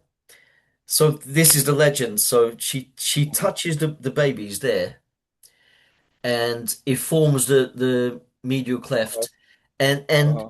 as she does it, the babies forget everything where they come from, their metaphysical home. They forget the transcendent order of reality. They forget everything, right? So you can imagine something like Brahman suddenly becomes like a narrow perspective, a Yeah, baby mind. So they forget everything, and that will allow the baby to develop as a human being and learn the lessons of earthly life yeah, as a human being, so they can absorb. And the thing is, in NDEs, people might say, oh, it's only a story, right? But the thing is, I think, and there we go. So an atheist might really attack that story and say that's nonsensical. But really, I think there's some truth to it. And the narrative, you can imagine Layla as some kind of deity, a female, but it doesn't have to be that. It could speak to the metaphysical um, dynamics of reality. It could be the case that mind at large has some kind of force which shapes human evolution, and you can just imagine. So over time, um, most mammals have like a cleft, don't they? And that helps them to, especially dogs, for example, it helps them to take in the dissolved odorants into the nose. They have a very strong sense yeah, of smell. But the thing is, with humans, we kind of have a vestigial cleft, don't we? So in evolution, we began to develop or focus more on a sense of vision and not so much on a sense of smell. But that in evolution, there's like a trade-off. Because that happened, then our memories won't be as good as, say, a dog's memory, for example. Even though dogs can't communicate everything to us, they have a very good memory. And hence Pinocchio with the nose. The more he lies, the bigger the nose he yeah. needs in order to recall his lies. It's a bit like that. So Layla could be a force. Let's say Layla exists, but not necessarily as this nocturnal female. That's an Yeah. image, that's a metaphor, but it could be Hmm. something in mind at large, which is A feminine teleological. principle. It's a feminine principle as well. Yeah, And it's Mother Nature. So there you go. It's like a feminine principle which carves out this mnemonic gap in human evolution, which spans hundreds of thousands of years, and hence the reason why we can't remember anything. And sometimes we can remember the experiences that have been gathered by our species. Hence why you can dream of being a beast, being an animal. That's in yeah. you. We're all the same person. It's all one mind. Monistic idealism is really true. It's all one consciousness, but having Honey, a human my wife. experience. Yeah, yeah, no problem, no problem. Can you hear S- this? Little little phone ringing. Sorry. Yeah, but you see, an atheist would look at that story very superficially and completely diss it and say, look, that's completely ridiculous. You're talking about a nocturnal deity or an Yeah. angel. That doesn't exist. That's It's ridiculous. dualistic. Yeah, That's but dualistic. But the thing is, they're there's some taking it truth to that. dualistic. Yeah. You And it's know, like you just outlined like the truth to be found in any dualistic sounding story. There's always going to be a core truth, yeah, even though it's dualistic. And it's like the the religionist nor the atheist will look that deeply into these symbols, yeah, right? That's no problem. They're yeah, symbols, and they're not identifying them as symbols. You identified Layla as a symbol, yeah. and then your mind went to what it symbolizes, and it Which is is something coherent. It real. all makes sense. Yeah, You know, this is what they're not doing, yeah. And the and thing that's a is, good example of what they should aim for in their own minds. If you want to be more enlightened, if you want to be just more self-aware, do what you just said. yeah. People out there We watching, we have to look at the text in that manner, because it packs so much meaning in such few sentences. and now we don't hate the Bible. Now we don't hate the Quran. Now we don't hate the Upanishads. Now we don't Yeah, hate these religious things. They're not. Well for one thing because they're not being misused and misrepresented first and exactly. foremost, and there's no reason to hate it. I agree that there's a reason to hate it when it's being misrepresented. I'm right there beside them, fighting the battle with the atheists, as far as fighting against these wrong apologists and people who are misrepresenting God and sacred texts. Yeah, I agree that that's wrong and they had not to do it. I agree that people are better off getting out of their churches than staying in them. I agree with all that.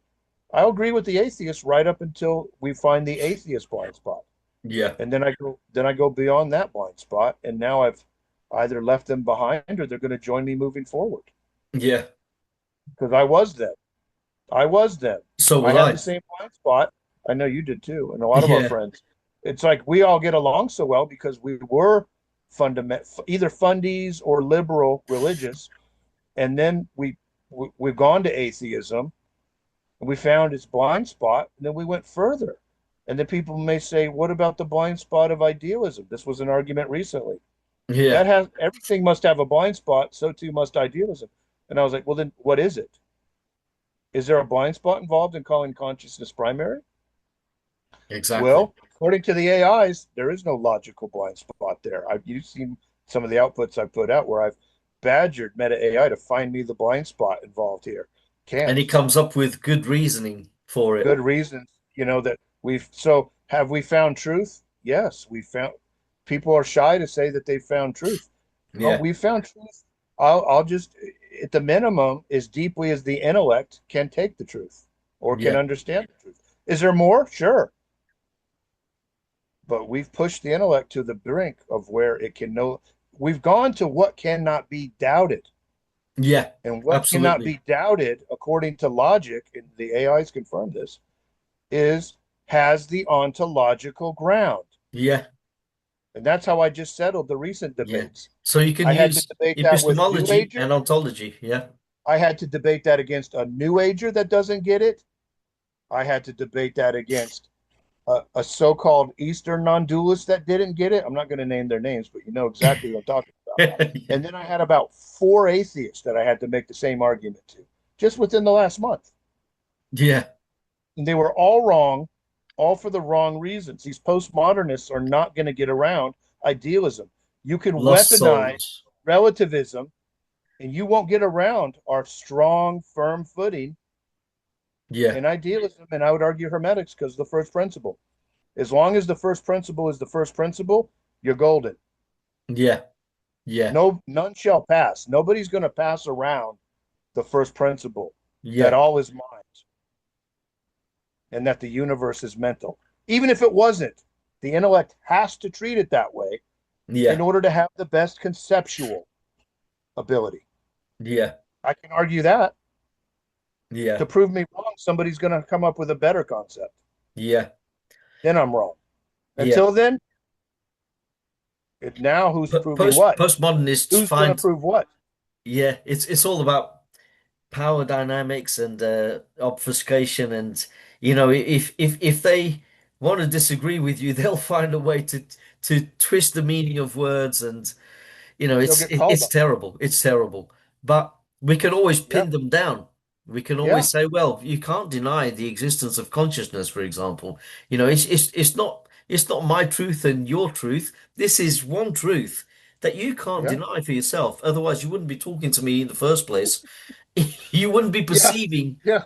my That's words the way right the now. AIs take it. Meta AI took it to that. He goes, well, this opponent is standing on the ground that they're denying when they're saying there is no ground. Yeah, Consciousness is the ground. yeah, And they were trying to say there's no ground. We're talking about weaponized relativism here. yeah, And it was called out as such. Well, guess what? Our weaponized idealism takes out weaponized relativism. yeah, It takes absolutely. out weaponized postmodernism, Yeah, weaponized dualism of any flavor, weaponized physicalism loses. Everything loses. yeah, All I do is lose, lose, lose until the non dual is understood. That's what it takes to win. absolutely.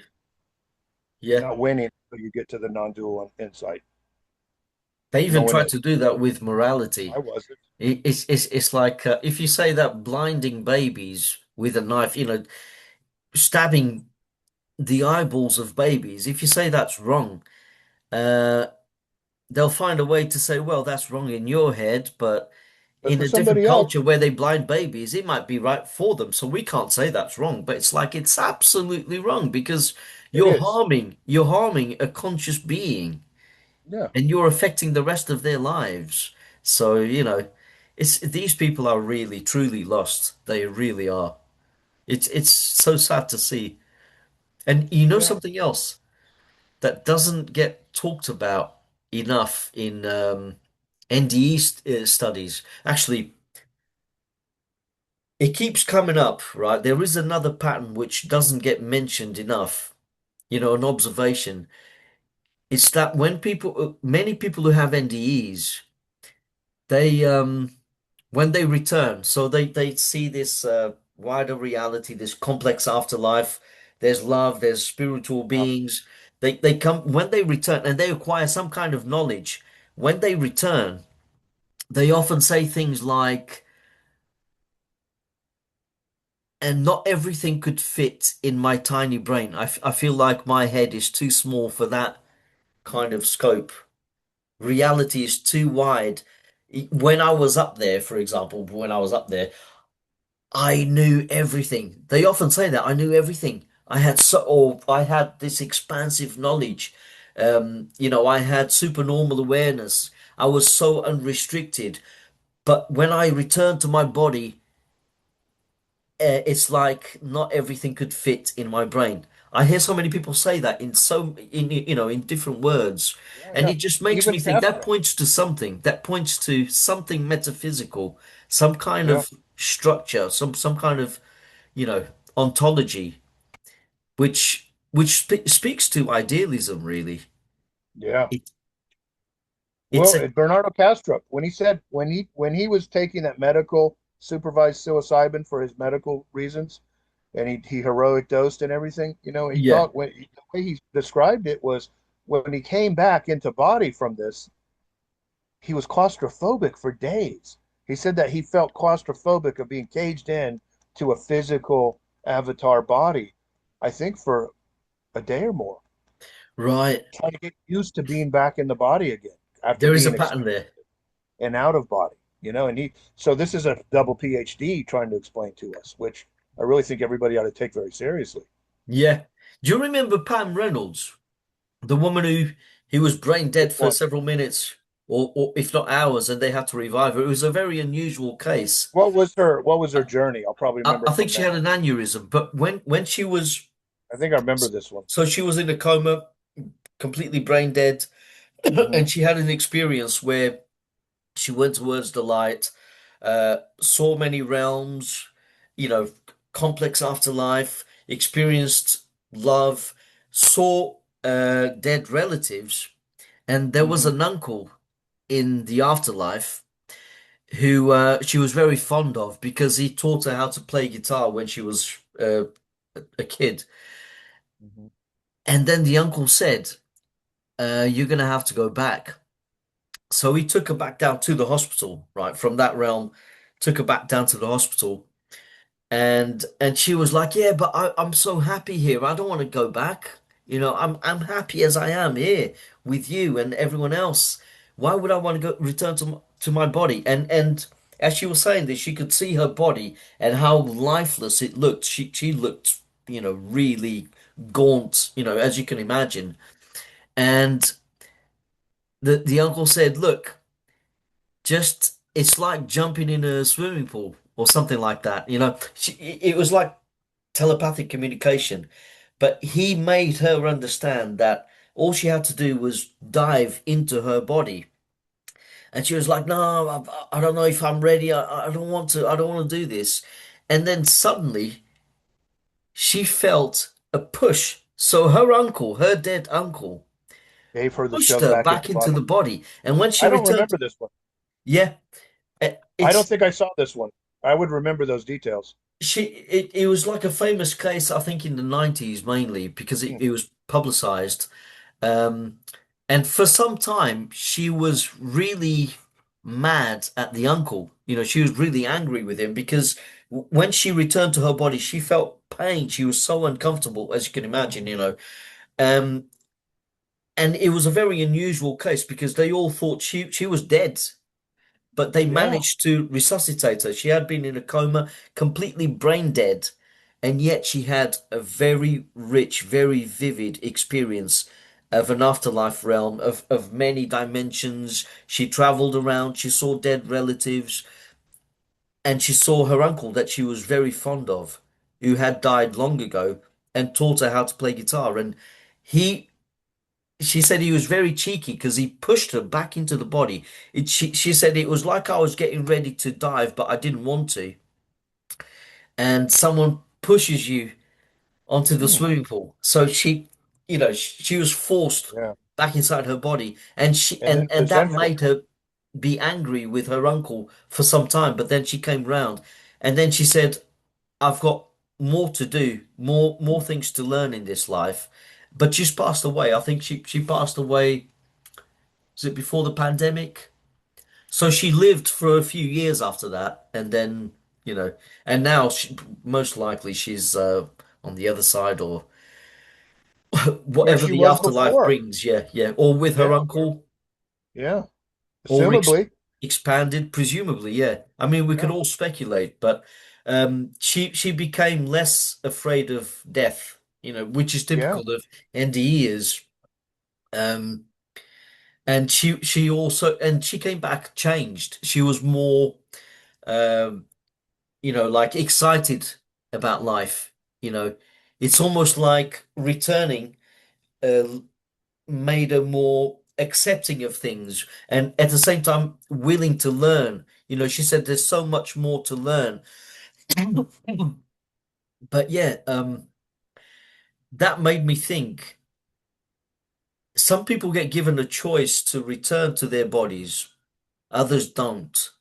Um, It must be even though there are commonalities to do with being nearly dead, to do presumably glimpses of the afterlife.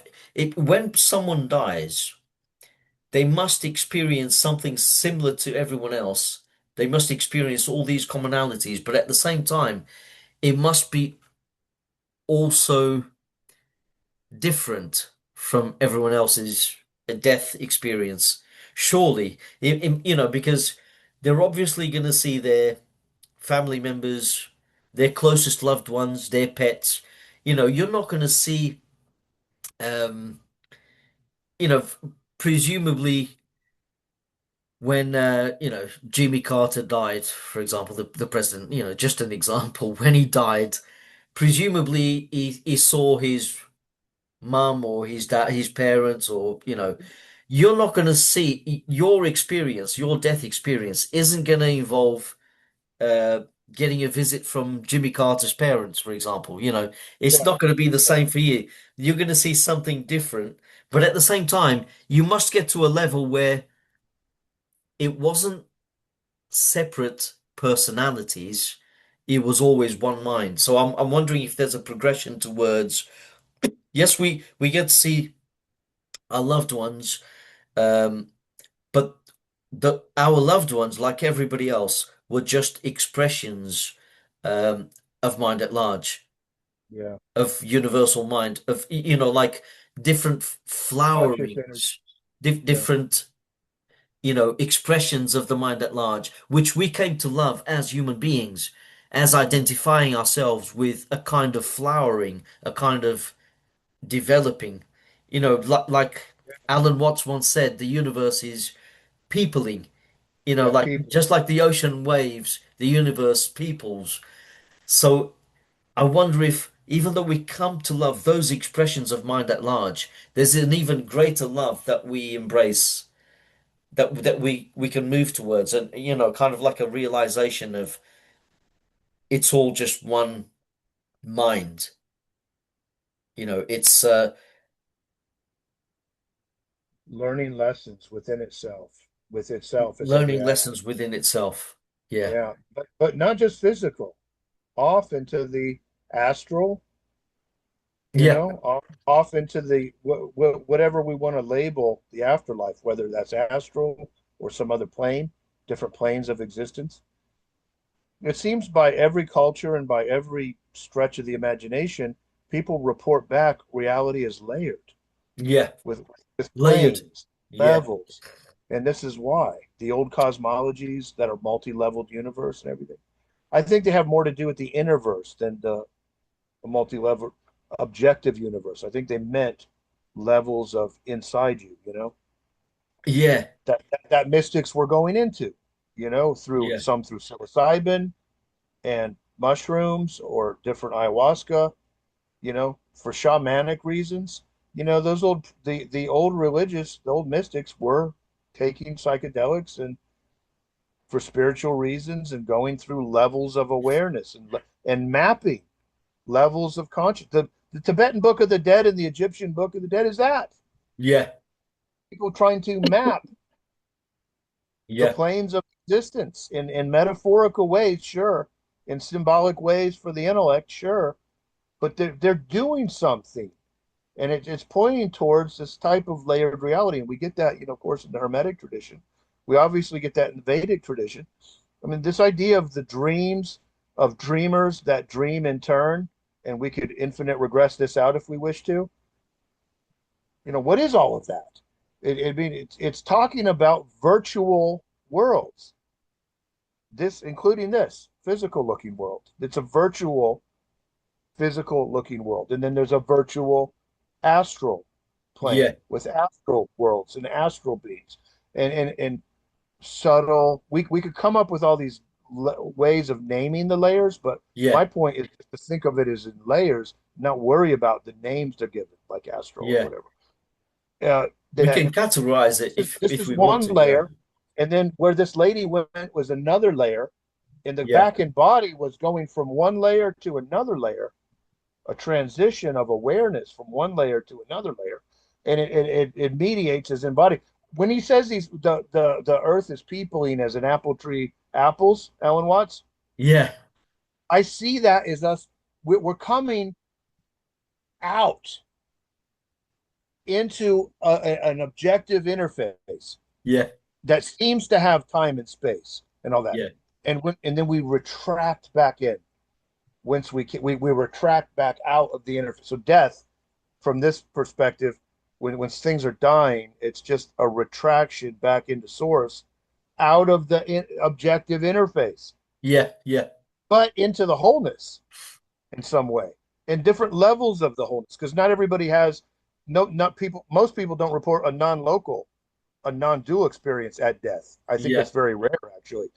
It's dualistic. There's beings, there's gut light beings, there's relatives, there's you and something other. So Yeah. there's probably layers and layers and layers of experience that involve the objective perspective beyond just the physical Yeah. that we're having Do you right now.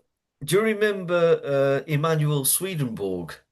You know, the guy who was a big scientist. He came up with People the make a lot of memes on that one. Yeah. yeah, yeah, yeah. So he could he came up with a precursor to the neuron basically before it was even discovered. So he's a jack of all trades. He's a polymath. But then suddenly towards the end of his life he became a mystic, and he recorded his dreams, and he had spiritual visions, right? And he predicted his own death, and he Mhm. made it sound like he was you know getting ready for a party. He was very excited about dying. You know, that's how he's made put it. You know, he was very excited about the day he was going to die, because he was going to go to the world of the spirits, right? And apparently it's a very happy place. But when he wrote about his visions, right, he would he became a bit of a psychic, really. He could predict things before they happened, and he was also a kind of medium. So if people wanted to talk to their dead relatives, he would say things to them which only the people and the relatives knew about, right? So it was a bit mysterious. And when you wrote Hmm. about his visions, he said the afterlife, there are different realms, and these realms are made of vibrations. He called them tremulations, and That's kind of depending on hermetic. your level of vibration, that's where you're going to go. You're going to be drawn to a place that matches your vibration. And he Yeah, said, he like said, he said, vibration. love is like the glue of existence, right? And he also said, um, he was accompanied by a being that was teaching him about the afterlife in his visions, right? And this being of light, he came to call it the Lord, right? So very religious in a way. And he said the Lord protected him with this light. It was like a halo, protected him. And that enabled him to travel to realms that most people would describe as hell. So there were many heavenly realms. And he said many couples, when they die, when their earthly lives come to an end, many couples go to enjoy heavenly afterlife, can enjoy heavenly realms of their own making for thousands of years. So before they move on, they can actually, if the love is strong, they can remain in the afterlife in one of these heavenly realms, and they can enjoy their union for the experience of hundreds or thousands of years before they move on to learn other lessons. So you can really rest in the afterlife if you want to, and be with your loved ones and your wife and stuff like that. So that was Swedenborg's vision. But he said, my visions, which were allowed by the Lord for me to learn from, to learn about the afterlife, they allowed me to talk to people in hellish realms and also entities so in his uh, picture of the afterlife, there are more advanced beings, which he called angels. And he said many angels actually lived on earth as human beings, and they ascended and they decided to help other people. But he said when there are realms which are so low in vibrations, and people who are greedy and murderous on earth, they tend to gravitate to those realms. And there's a lot of violence, evil, you know, and they gravitate to those realms because they find like-minded individuals there, right? So you start to get a picture of there's a kind of separate. You don't become like one mind straight away, not necessarily anyway. And I think in Tibetan Buddhism, you also get that kind of vision of the afterlife where you don't necessarily join this all-loving light straight away. You could go down other routes, More. which Yeah. where separation is still quite prominent. The illusion Yeah. of There's separation. layers. And he said he spoke to demons. So he said the Lord allowed me to speak to demons, and the demons, and I was protected by this loving light. And the Lord said, in order for you to know all there is about existence and the afterlife, you also have to speak to evil spirits and demons because that's where they are. And our compassion extends to everyone. So it's like in order for you to do this, you have to try to tap into some kind of unconditional love. So when the demons spoke to him, he said the demons spoke to him like normal, like describing where they were and the conditions and the lessons that they learned along their way. But and basically they said you don't necessarily remain in hell forever. Your salvation, there's an awareness that you can save yourself, but the further down into hell you go, the harder it is for you to pick yourself up. So you Yeah. really have to want salvation. And he said the exchange between him and the demons was like a normal conversation, which was allowed by this Lord, this figure he called Lord, this being of light. So there are many things in the life of Swedenborg which make me think, which affected the lives of other people. And all of this was recorded, right? There's even a queen, I forget her name, the Queen of Sweden.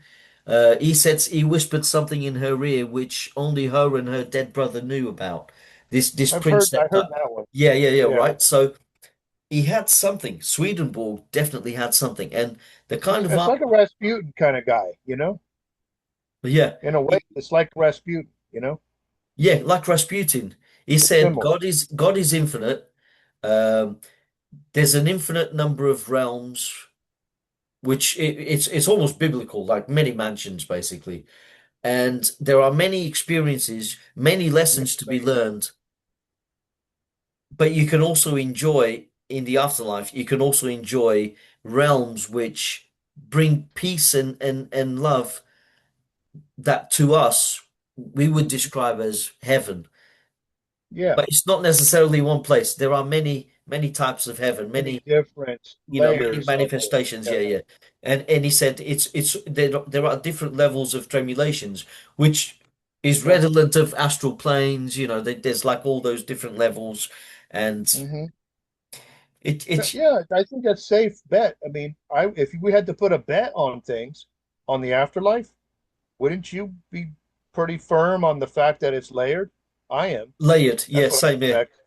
I have enough information and direct experience and everything else to feel like it's layered, But and we yeah, could count on that. I feel like, somebody might argue, well, you can't argue that as I can't argue that as absolutely as I could argue the primacy of consciousness. yeah, But I'm as certain as I can be. I'd say that it's yeah, layered and that we're all going to have further experience after this one. I'm certain as hell on that. yeah. Oh, there's something he also mentioned. He said when someone dies, and this is all based on his visions and what he learned from interacting with the spirits of the dead, right? So he was learning, he wrote everything down. Mhm. He wrote books on it. And he said when someone dies, they become, in so many words, it's like you were saying, you become your higher self. You become uh, morally clear. Everything in terms of morality, everything becomes clear. You become not superior. What's the word he used? Basically, where we as human beings often wonder what's the right course of action. We Yeah. we we How we about morally philosophize. informed? Yeah, Morally informed seems like a we're safe. poorly informed, but when you die, you can become morally clear. Yeah, that's it. Yeah. You attain a moral clarity to the Yeah. point where Moral clarity. It's not yeah, superior or something, but, you know, there's more clarity to it. more clarity to the point where when you look back on your life, the life you've just lived, Hmm. because you're morally clear, you suddenly begin to judge yourself. And if you're not careful, you start to experience regrets, right? Even if you're accompanied by higher beings, angels, who are telling you everything's okay, because you suddenly became morally clear, Hmm. you start to realize there are so many things I could have done differently, Hmm. you know, and I think it must be layered and it must be like a transition. The afterlife must be some kind of transition rather than just becoming an expanded mind. It More must be like a clarity. transition. And because if it wasn't a transition, you run the risk, even on Earth, right? You run the risk of feeling judged by the divine. Because the divine is so glorious, right? It's not that the divine is judging you, but because you start to compare yourself to the divine, you could quickly become depressed, even suicidal. You might just decide, compared to the divine, you might just decide, well, I'm a blemish in existence. I I might as well not exist. Hmm. Do you see what I mean? And that can lead to depression. So I Hmm. think in the afterlife, if we're going to speculate about the afterlife, especially based on descriptions of it by figures like Swedenborg, and let's face it, I mean that's pretty amazing, really, his life and he predicted his own death. I couldn't believe I had to check this out. He actually predicted his own How death. well did he predict that? How well did he? predict his own death. The exact day, the exact month, the exact year. That's how well That's he pretty, predicted. that's Yeah, pretty hot. yeah. And it's all recorded. And he even told his maid, and he was excited. And he said to his maid, I understand why. "Yeah, I'm I leaving this understand world." his point of view. Yeah, and he even wrote, John Wesley, the founder of Methodism. Hmm.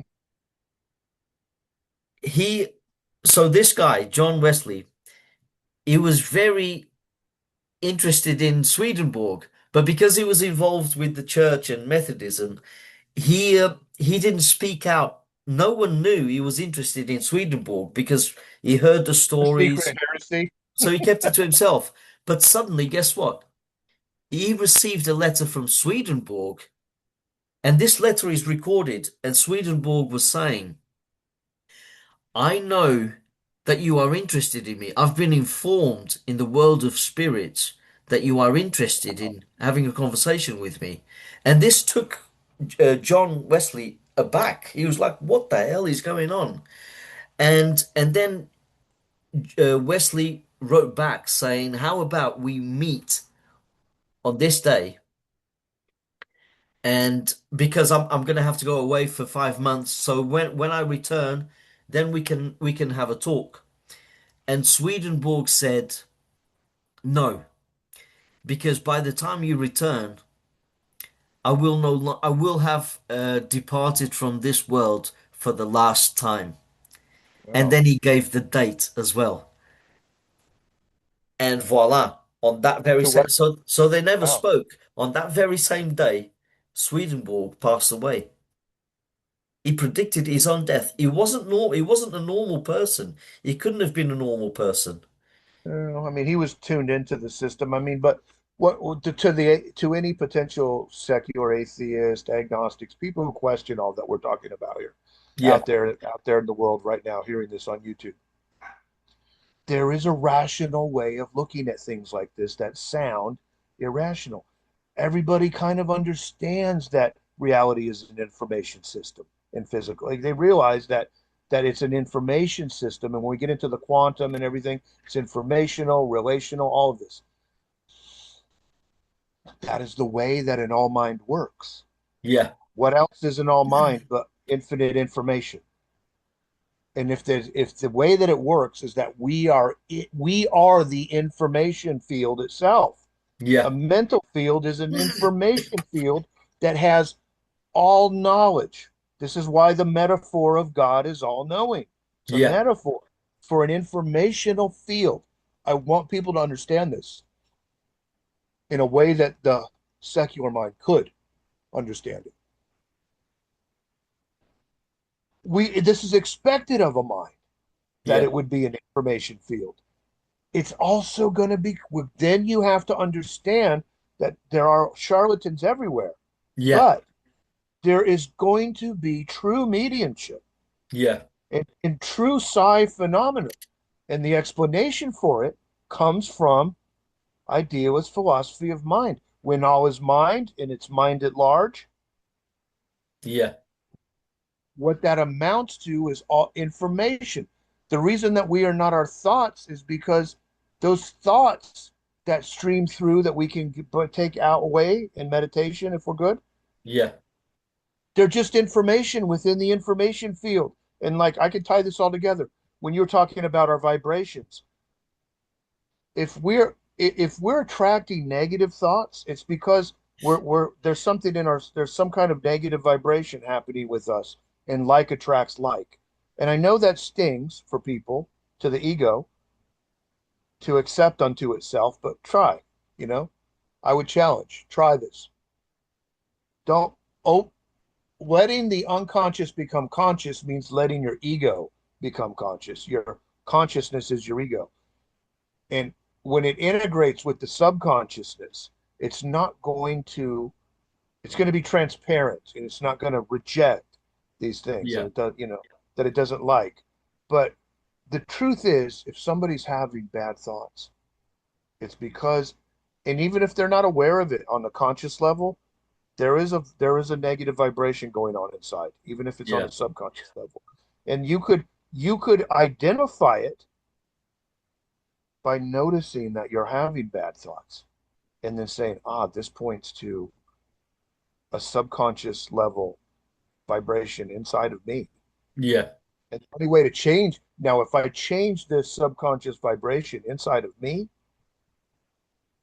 I will attract thoughts that correspond, let's say, to a positive vibration inside, or even a neutral vibration inside. There would be neutral thoughts, positive Yeah. thoughts.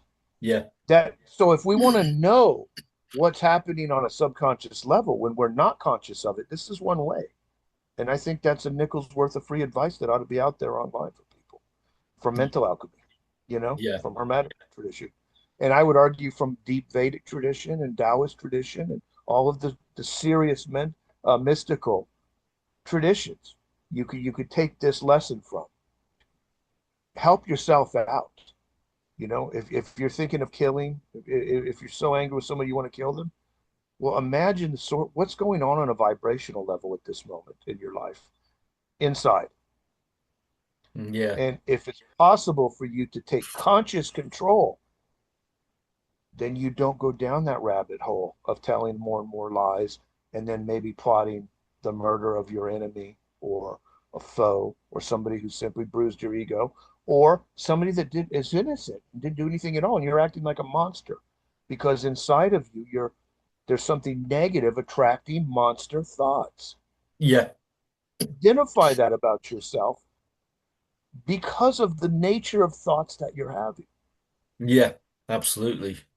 Yeah. You know how many young men need that lesson? I mean, well, young women too, but particularly young men Yeah. Yeah. really need to understand this about themselves with all the testosterone and all that's going on. Absolutely. And That's why I yeah. say these things online. That's why I say these things on YouTube. I want them to get out there to the people who are meant to hear it. Yeah. And we can be so much more. We don't have to adhere to, you know, stringent narratives of what it means to be a man, male. We Yeah, don't, if it's okay for men to shed a tear, to show some emotion. We don't have to, in fact, it can be brave to display emotion, really, because I feel if you're emotional hiding about it your right now. emotions, then you're not being your true self, and Yeah, and you're ashamed I'm of, like that too. I don't want to when you're denying things, like you don't deny the emotions, you let them flow through.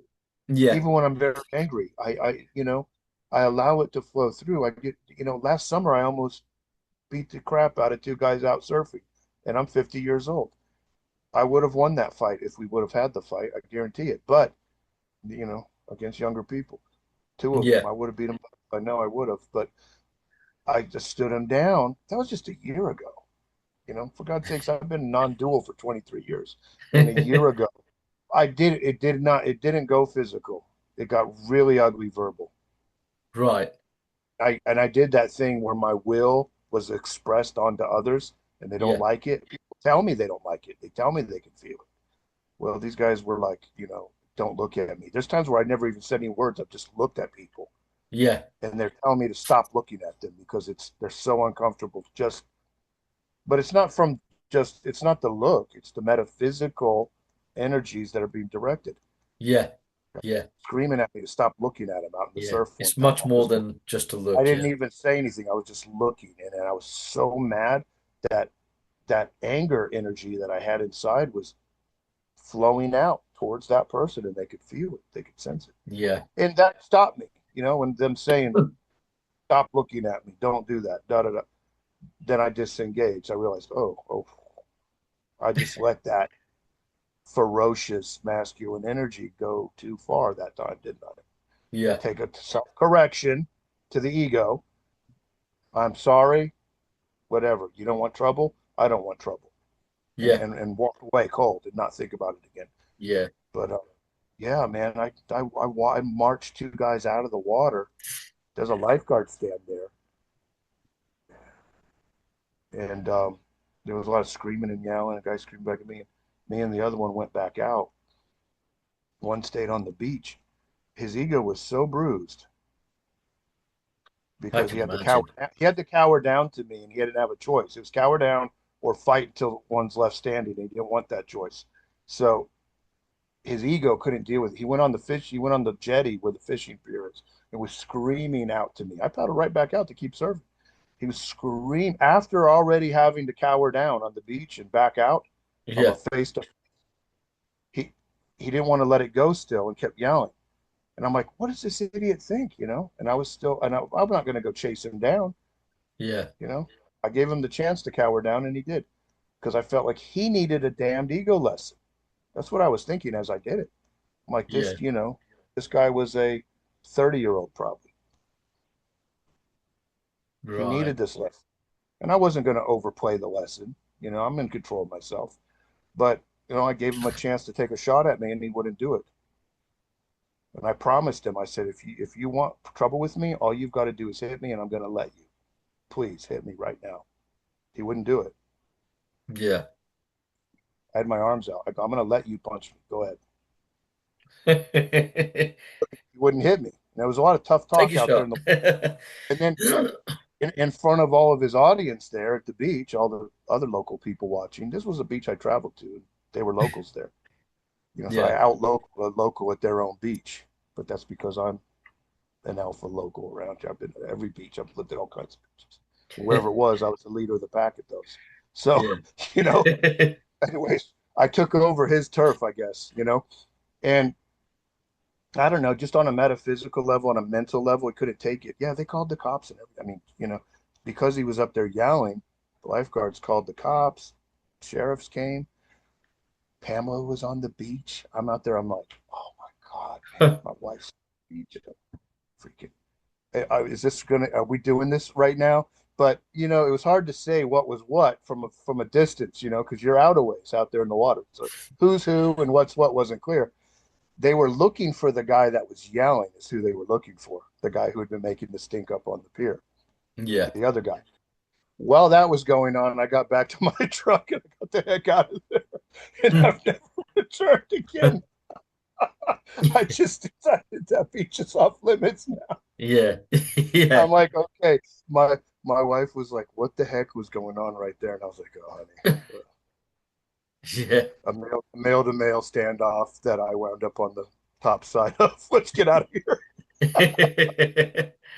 My She's God. giving me the look. She's like, I was like, oh, I would have been in the doghouse. I would have been in jail or something. But I didn't. There was no punches or anything. Yeah, That's what I'm saying. I won't. I'm not going to hurt anybody unless they hurt yeah. me. Then You I'm just going have to to. play your cards right, really. You Yeah. know, I'm everything non-dual, requires wisdom, I non-dual suppose. enough to not instigate it, not make the first move. Yeah, yeah, I'm not afraid of exactly. somebody making the first move on me, so I'll let them if they want to. Yeah, yeah, Then close the deal. yeah. My In God. Yeah, Florida, you can stand your ground. We got stand your ground laws here. So if somebody infringes on you, you're justified in whatever else yeah. happens. That's the right thing to do. Absolutely. That's the way it is here. So Stand your I know the ground. rules. I don't break the rules. I go according to the law. Yeah, yeah. The law is if somebody infringes on me, I can do whatever. It's a bit like the golden rule, isn't it? If you respect Yeah, me, then I'll respect you. yeah. It's reciprocal. I won't touch a soul that doesn't Yeah, touch you first, ever. yeah, That's just my policy. It always has been. yeah.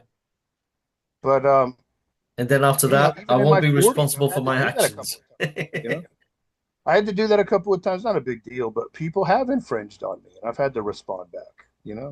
It's weird. I see. In this day and age, it's just so you really don't do that to people. I mean, it's not like the old No. days when Yeah. people would skirmish, have like a little turf scurf or whatever. It's not like that now. Kids don't grow up that way. Like when Gen Xers were kids, we were out in the woods and running the streets, and there were little gangs and stuff. Yeah. It was common to Yeah. get ganged up on by people out on the street or out in the woods or stuff like that. In some Not ways, anymore. People don't grow up like that now. It's not like that now. So it was a no, little it's not out of like that. character that when this happened, and they It's were it's trying to more of gang a up on liberal me. environment now. Yeah. Yeah. couple of guys were like, "Get out of my place," to me, and I was like, "How about you get out?" That's what Yeah. happened, and then I made them get out. Yeah. I didn't start any of it, Yeah. but I was so tempted to punch the one guy. Let me just tell you, the one that stayed out with me kept talking smack, talking smack, talking smack, and I could see that. I knew there was a lifeguard tower right there, so I'm like conscious of this. I surfed in. He took a wave in, all the way in to shore. I saw a wave and I took the next wave, and I'm right behind him on the next wave, and he's not looking back. He doesn't know I'm right behind him. He gets off into about knee deep water, and I get off right behind him. And when he turns around, he's staring right into my chest because that was the difference in height between me and him. He was like staring at my chest, and when I Right. put my arms out to my side like this, and I was like, oh, I was like making a joke. I was like, oh, my bad, my bad. I think that's what I said with my arms out like this. He didn't do one thing. He didn't throw a punch, didn't try to tackle me, tried to do it. Got back on the surfboard, Probably paddles felt back. it was too risky. Once he got out there, he starts flipping me the bird and screaming and yelling F you. Once he got back out there, at that When he point, I felt wasn't safe. taking the bait. That's when I went in, got Pamela, and left. Because I'm not going to go chase somebody down to go get retribution. To me, that's blind ego. That's Yeah. not self-defense. If my ego couldn't take that and I have to go back out and show him, because I could have, Yeah. that would have been a Yeah. blind ego. Yeah, it would. Then it would be allowing your I ego had a to choice to manage you. make. Yeah. I had to make a choice. Go appease your ego and physically dominate this guy in front of everybody else and make a mockery, which I wanted to do for his own sake as a lesson. But I Yeah. just, no, I'm not going to do that. I'm going to take a different path. I'm going to walk away. Yeah. That was just last summer, for God's sakes, when I'm Yeah. 49. Yeah. You know, I have no Right. business out acting like that at my age. And, look what happens. But I didn't seek it out. It came to me. Yeah. So it's only if things like that come to me that I'll address them. I certainly don't seek out things like this. Yeah. Yeah. So maybe like 20 or 30 years ago, you would have handled it differently, I bet. No way, I would Yeah. have crushed both of them right there, like prison style. I would have been like so that everybody sees, and I would have made it ugly. Yeah. I would have been Which throwing would the have been punches, I riskier. would have been Yeah. doing everything. It would Yeah. have been like a humiliating smackdown on both of them. I'm not unfamiliar with taking out multiple people at one time, because I've been ganged up on. Yeah. If you're out there in the water and these guys decide they're going to come tackle you, then there's three of them, then you have to fight all three of them or Yeah. succumb to whatever. So I have. And what do? You got to hurt people so bad that they can't come at you Yeah. one at a time if need Make be, them think twice shot, next time. while taking hits from the others with no defense. You got Yeah. to have that kind of stamina to survive things like that. Take all the hits they have to offer and hit them so hard they stop. I mean, that when you grow up surfing, that's the way it used to be. You get ganged up on sometimes, and you're either going to get beaten or you're going to beat them. It's one way Just or the like other. Point Break. Reminds me of that film, Point It was Break. that movie was true. Well, so back then I was a kid, 91 that came out. That was my freshman year of high school. That's the way life was exactly like Point Break in 1991. It was a Yeah. good depiction. Anytime you went off to the beach, you're liable to get in a skirmish, and usually by way of people ganging up because people aren't brave enough to fight one on one. Yeah. So normally it's a couple guys or two or three. Yeah. Boy, I still I've been with remember that one. scene with You, Keanu Reeves and the guy when they go from to the Red Hot Chili shower, Peppers. Yeah. yeah, At the that's beach. very true. It was like that in Florida too, and California.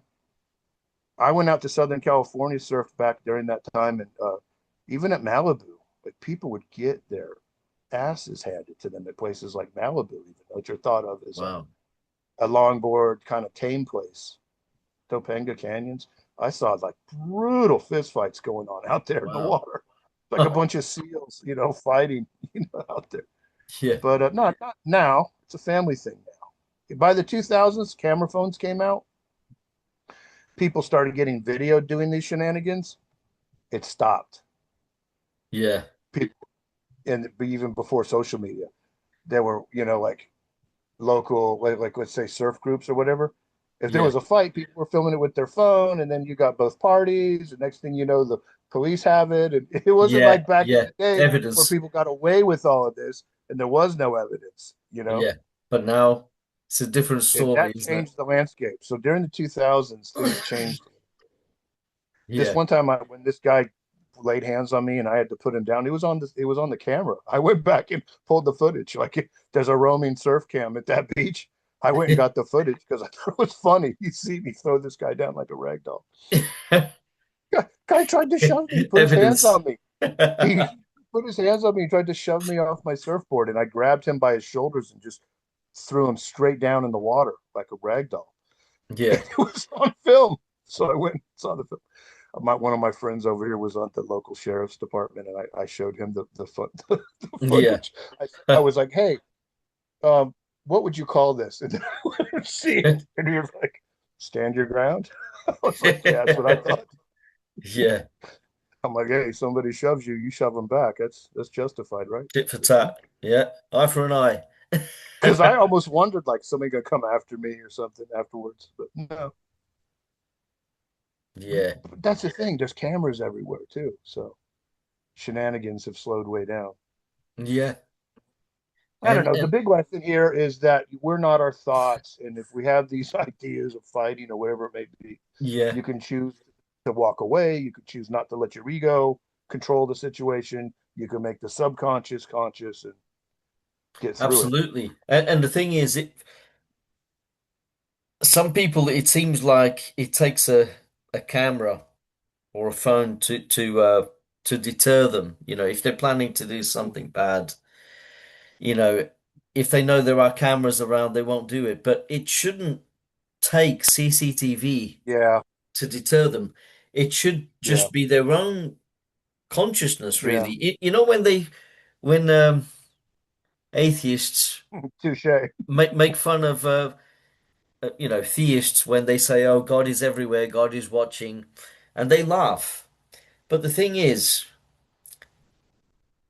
God is really watching through you. If you have a Yeah. Through conscience, your eyes. Yeah, through your eyes, yeah, that's God. That's you, yeah. and that's everyone else. It's consciousness as the base of reality. And if you do something bad, if you commit a crime and you think nobody's watching, think again. You're watching. That's going to be etched into your soul. Yeah. And Like a recorder, like a like a recorder, yeah. camcorder through your eyes, through your experience. Yeah, you're going to have to face that. You've done that. You're going to have to face The that. rapist, the rapist is that he's been recording every rape. Doesn't matter if he got away with it. Yeah, It's in the information system, it's absolutely. right? How Yeah, could it not be? Everything's in the information system always. yeah, So whatever they've done, they've dumped a body in the woods. Nobody's ever found it to this day. That's still recorded through their eyes, through their experience, and through that into the information system. That's a deeper dive yeah. in And terms of you know moral how structure. in NDEs people have a life review. Not always, but sometimes they have a life review, and they often say, "I got to experience not just from my perspective, but also from other people's perspectives, how I affected them." For example, if they had an I argument heard that one. Yeah. with their sister, then they would experience from the viewpoint of their sister how they Uh, felt when they were having of the the argument. offended. Now Yeah, imagine of the someone offended like a other. rapist, how they affected their victims profoundly. They destroyed their lives, they traumatized Mhm. people. Imagine when they die, if they have a life review. That's gonna really haunt them. Then they're gonna fucking experience from the Yeah. perspective of their victims, and they're gonna really feel it, and they are gonna judge. I really do think that we are the part of God that really judges. We judge ourselves. It's not gonna be mind at large, with Hmm. the unconditional Doing the love judgment. for all Yeah. its creation. It's going to be us as human Hmm. beings. Once we compare ourselves to that divinity that resides in us, and we realize what we've done when we were blinkered as human Hmm. beings, Through a blinded watch ego. out. You might Through a just wish blinded yourself ego. into some kind of hell. And that could Nobody gets hurt. out of the ego. No one will get out of the ego, but The Yeah. question is always, is it a blinded ego or is it an integrated ego? And I mean, I think to specify, people throw this term integrated ego around a lot, and I don't think they know what it means. Like, what's her name? I'm not going to name, but all this talk of integrated ego I know who you with no mean. Yeah. show. Where is it? Yeah. So what is it? Well, let's just make it clear what integrated ego is. It's the one that's not blind. You know, Yeah. if you can pick up on a blinded ego, if you're not making the unconscious conscious, then it's Yeah. blind, and that's not integrated. Yeah. By Eh, eh, integrated, we mean that yeah.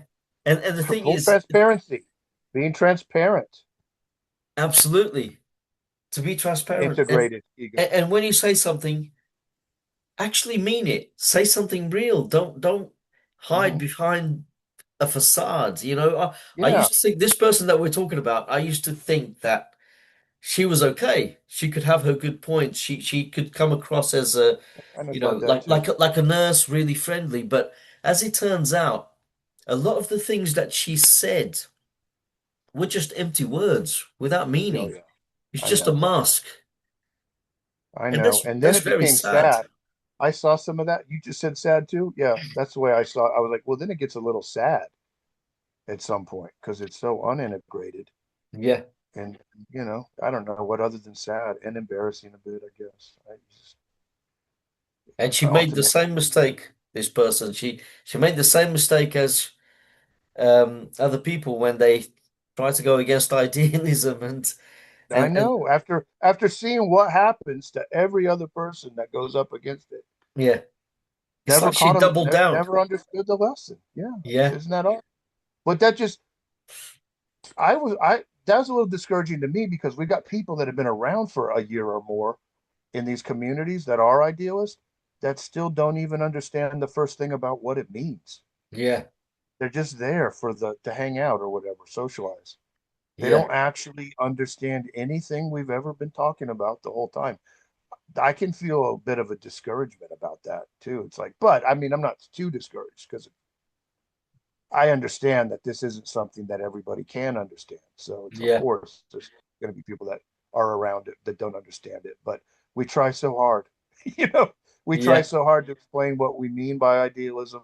yeah, We go out of our way to clarify yeah. these meanings, and Even deviate from Alex what we O'Connor mean about it. understands it now. He went on, I'm loving his channel. He's doing some great stuff recently. yeah, and he went on closer to truth. He spoke to that guy. What's his name? I Richard. saw that. Yeah, Yeah, and he I said, didn't watch the whole thing, but I've seen bites from it that are good. "That's right. Yeah, yeah." Because he said, Great. why do we think it's normal to think that consciousness can arise from matter, but then we think it's absurd when we talk about uh, consciousness producing a material world or consciousness. Why do we think it's absurd to uh, to think things and have complex thoughts that could come together to produce something material? Hmm. And he said, and yet the other way around somehow is absurd, Somehow Yeah. the material can produce something which is immaterial. He put it in his own words. He nailed it. He nailed it. No, I know Because, the citation. You just nailed the yeah, you were saying what he said it's to a a T. failure in Yeah. reasoning, isn't it? In most Yeah. people. Yeah. If I you're going to caught that. accept one, you have to accept the other. In fact, the other, we see it happening in dreams all the time. Yeah. We think things in dreams, in lucid dreams. And I've had experiences where I put my There's a whole hands world like there. this in a There's a lucid world dream. there.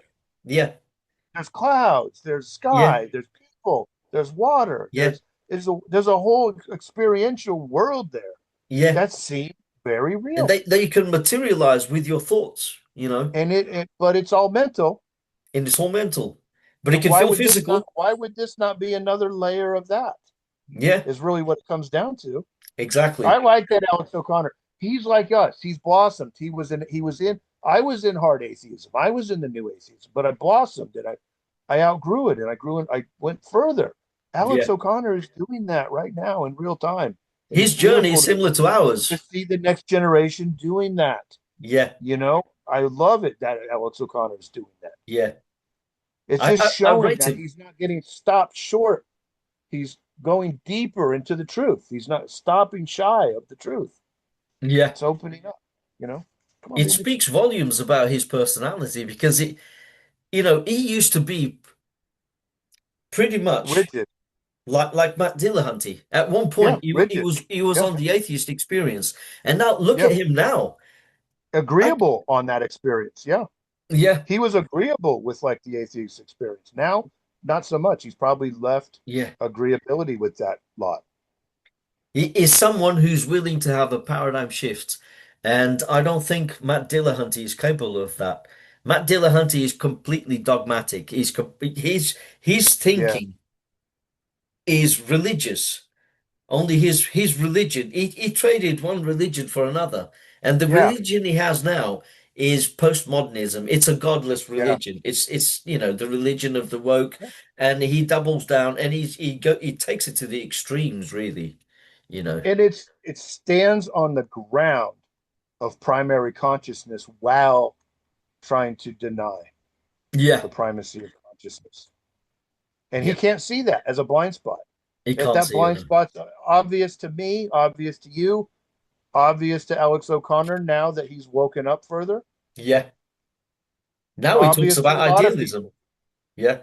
obvious to a lot of people, and yet we're picking on poor old, Matt Dillahunty here, and I know that people in the spiritual community might think we're taking this too far. There's a couple of non-dualists, but I don't think we are. The world is based on self-correction, and all we're doing is making a self-correction within mind right now. It's that type represents a little closed off loop within the all, and they could argue back and say, yeah, but it's meant to be. I wouldn't argue that. It is meant to be. Yeah. That mindset, everything that exists is meant to be. So it's part of all experience playing out. That's one of all experiences with the atheist experience. Would be one experience out of a sea of possibly infinite experiences that must play out within the all mind. I Yeah. understand all of that, but I go even deeper and say I'm entitled to self correct it because it's bloody wrong, Yeah. and I can show where it is. So part of this game is this survival of the fittest going on, where whatever's more fit goes on, and things that are less fit fade out. Well, it may be that atheism is going to just fade off eventually. It only flared up a couple hundred years ago.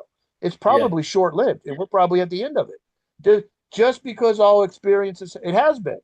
And if it gets overpowered or becomes irrelevant because there's better arguments in the same all mind being furthered by our characters in the game, so bloody be it. Then the all mind has identified within itself through a process of self correction that one thing stands while one thing falls. Yeah. And what's left standing is idealism over We're definitely in the postmodernism, edge of over Aquarius. relativism. It's a cleansing You know? process, isn't Yeah, it? No yeah. more ignorance. So we're in a time where a couple hundred years of ignorance is known to the all mind as fallible or irrelevant, Yeah. and then it can drop off, Yeah. and we Now can we're keep moving in the moving right ahead. direction. That's the way I see it. We are very justified in having these debates. Yeah. People have tried to scold me online for correcting others. Well, only the ego corrects, and I go, look a little bit deeper. Yeah. You never get rid of ego. All there is integrated ego, and guess what? Integrated ego still is part of the system of self-correction. Yeah. Yeah. That Absolutely. information system that is the all mind operates in a self-correcting way. Yeah. This is a coherent way of putting it all together and looking at a good, broad overview of all Yeah. of it. And No one people will can get always away find with out for scolding others. themselves. Yeah. When they scold me for giving correction, they're trying to correct me. Yeah. And they're blind. Their ego is blind to the fact that it only cares about me doing it because it wants to correct me. Yeah. And I'll point that out to the person too. Yeah. This is The part of making the Dunning-Kruger unconscious effect. conscious. Now we're bringing those shadows out into the light. We're making the unconscious conscious through this Yeah. exchange. And in the end, I can't condemn them for trying to correct me either. My coherent point here is that let the corrections roll. Yeah. They're for a purpose. They're for a reason. This isn't nihilism. Exactly. Nihilism is going to fall to this as part of this self correction. Yeah. Nihilism will fall to this way of thinking. Yeah. It gets beat down. Yeah. No more nihilism. Definitely. No more All these nihilism. people, you know, it's everything has purpose. Everything has meaning Yeah. through idealism. Everything It's has so much function. better, really. You Nihilism know, is and such a, self correction is the function. You know, yeah. Yeah. so we're not going to get correcting others. Is going to have to get let itself play out. That's nothing. Everything would be stagnant. To me, this is so clear. Existence would be so boring. There would be nothing going on Yeah. in the mind of the all. Yeah. If it wasn't polarized perception, if there wasn't a world of experience, lots of worlds. Wouldn't you say many worlds of experience? Yeah. Without, not the theory many worlds from physicalism, but generally speaking, there's got to be lots of worlds of experience. Yeah. Or there Absolutely. be nothing going on in the all mind. Yeah. There's experience going on, and then all these layers that we're talking about, out of body layer, astral layer, all these different layers, what they go into in near death experience. There's always something going on Yeah. in the all mind, Yeah.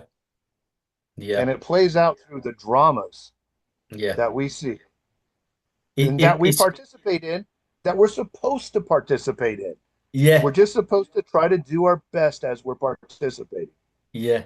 It's so much easier for certain members of the elite to pretend or to believe and to hold on, to cling to that belief that there's no meaning in the universe, there's no intrinsic purpose, that, that Nonsense. nihilism is true, especially if they've visited Epstein's Island.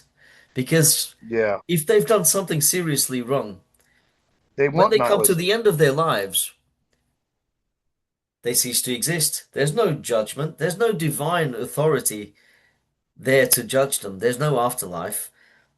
They just cease to exist. And all the evil that they did had no meaning. Who's to say that was evil? You know, That is but the mindset of those. Yeah. the moment If you listen you to say, Epstein, listen to him talk. yeah, He's a nihilist. He thinks he's justified in what he was doing. He thinks there's no intrinsic meaning, there's no ground. yeah, He thinks you can all of that. justify He thinks he's eugenics. enlightened. He thought he was enlightened. Have you heard him talk? Yeah, He was studied in Eastern philosophy and everything like we are, yeah, but he went to the dark side of non-duality and took it to nihilism. I call that the dark side. yeah, definitely, He understood absolutely, non-duality, but he didn't understand it as deeply as we do. He didn't under If he understood it further, like what we're talking about now, there wouldn't have been an Epstein Island. absolutely. He went to the No, dark no side. doubt. Yeah, you did. There is a, And it's like a Sith. Once you get there, it's like a deceptive entity, like a Sith Lord. yeah, That's yeah, what I just when I like in hear him Star speak, Wars. it's Yeah, like a Sith Lord speaking. yeah. That's It's that's another dark. metaphor.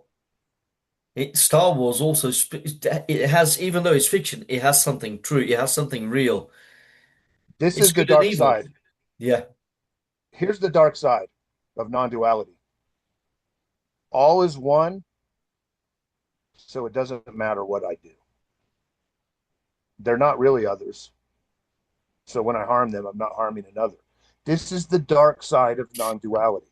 yeah, I feel like those of us that class ourselves as non-dual need to address it head on and say there is a dark side. It's not all peaches and roses because everything's one. Some people can take this information and then try to justify atrocities. yeah, yeah, And I think it's absolutely. for us to be Jedi's And about that's it. dangerous. Yeah, We need to have a knowledge of both the dark and light side, like Yoda. yeah, Yoda understood the dark and the light side, but he chose good. yeah, as non-dualists, I kind of see that where we kind of should be responsible to make Yeah, clear that there is such a thing as the dark side of non-duality, and what it is, call it,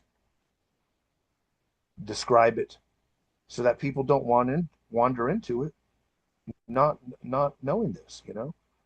Because I think that with Epstein and look, he had Deepak Chopra on his side. yeah, You know, yeah. I couldn't believe that.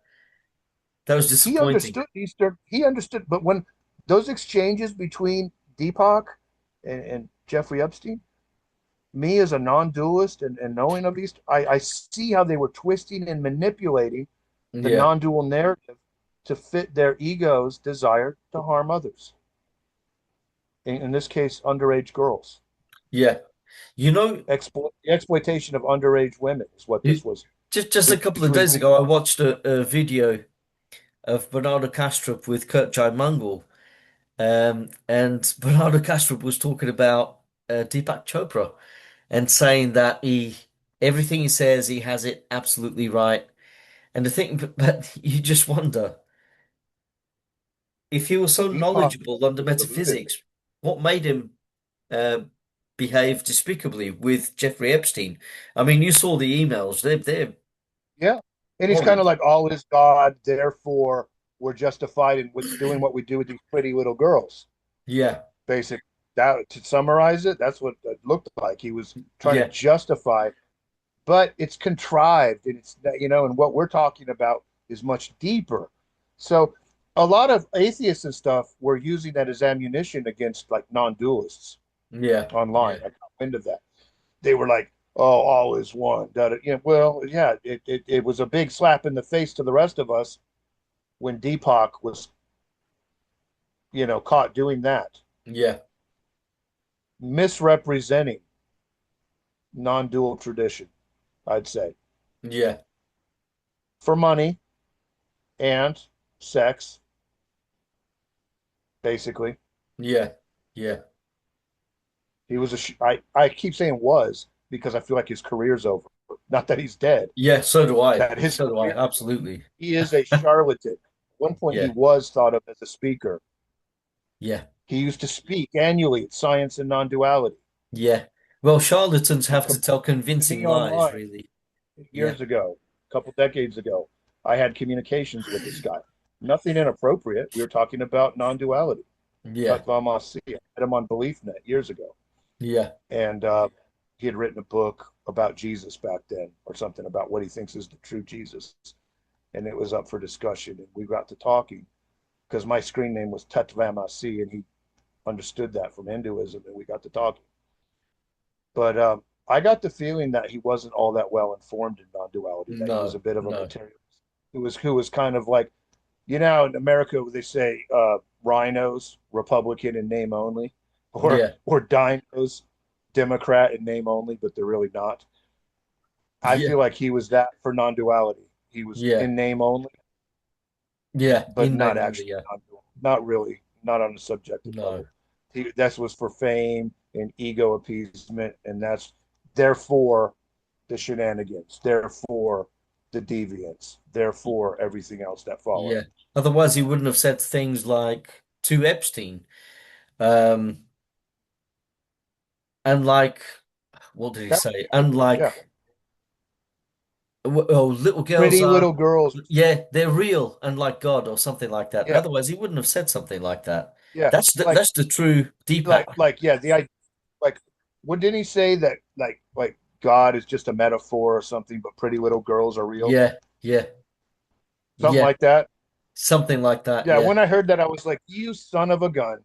Yeah. I knew that he just gave all kinds of ammunition to the atheists that are against non-duality and spirituality Yeah. as much as they are against organized religions. Yeah. I saw that coming a mile away, and then sure enough, the debates broke out online, Yeah. and people were trying to use him to roll all non-dualists through the mud. Yeah. I mean, I just at this point, just about the only good thing long term. You know the saying like if you're gonna feed a man or his family for a long time, teach him how to fish, don't just Yeah, right. I feel like the only good thing in that respect to come out of the new atheists would be the promotion of mindfulness meditation, because at least, and that would be Sam yeah. Harris, really. And that would be one of the Hmm. good things about Sam Harris. Never mind the other stuff that, the other absurd things that he's said about it. More recently, he's gone against Alex O'Connor and, to do with metaphysics. He's still insisting upon Because of the new physicalism. Alex Yeah, yeah. He's basically still disagrees with the saying, new Alex O'Connor. yeah, because he said if I had to bank my money on a type of metaphysic, it would have to be physicalism. So, in so many words, he doesn't know how it would work, but I'm going to put my money on it because maybe in the future So he still thinks, he still oh, thinks, Sam is still he's yeah, still trying to make a hold for physicalism, yeah. But sometimes I even think though he's a he's bit dead. two-faced because when he went on Know Thyself, Andre Ducham's podcast, and what I like Andre that. I Duchamp like is that podcast. is more Yeah. like mystical and stuff like that. Hmm. He actually had the gall to say that he could no longer call himself a physicalist. So very contradictory things he's been saying in different podcasts. And at this point in time, I Yeah. just think it's not worth listening to unless it's about mindfulness meditation, which at least will encourage people to get to know their own minds. At the end of the day, Yeah. it's a positive thing. Oh, that mindfulness meditation that you're citing Yeah, should lead to the mental alchemy that we've been discussing. Wouldn't yeah, that's like a stepstone towards then going further into this mental alchemy and really you understand that you're not your thoughts. And then what's next? yeah, Oh, I yeah, can pick and choose them. I don't have to act on these things just because I'm thinking it. yeah. These poor people that are in jail right now who simply because they acted on thoughts On that they thoughts, never yeah, needed to act on to begin with. absolutely. They wouldn't be sitting in jail right now had they have had the wherewithal not to act on those thoughts. Exactly. Through meditation, Mindfulness, you can prevent meditation, people from going to mental prison. alchemy. Yeah, Hmm. you know, And I think it's important that this sort of a message, just as there's chaplains in jail, there ought to be this kind of message also available to people that are in prison. yeah, yeah, Mental alchemy. Now, AA, Alcoholics Anonymous, I've because my Philosopher's Stone tattoo, a yeah, lot of people are like, "Oh, is that AA?"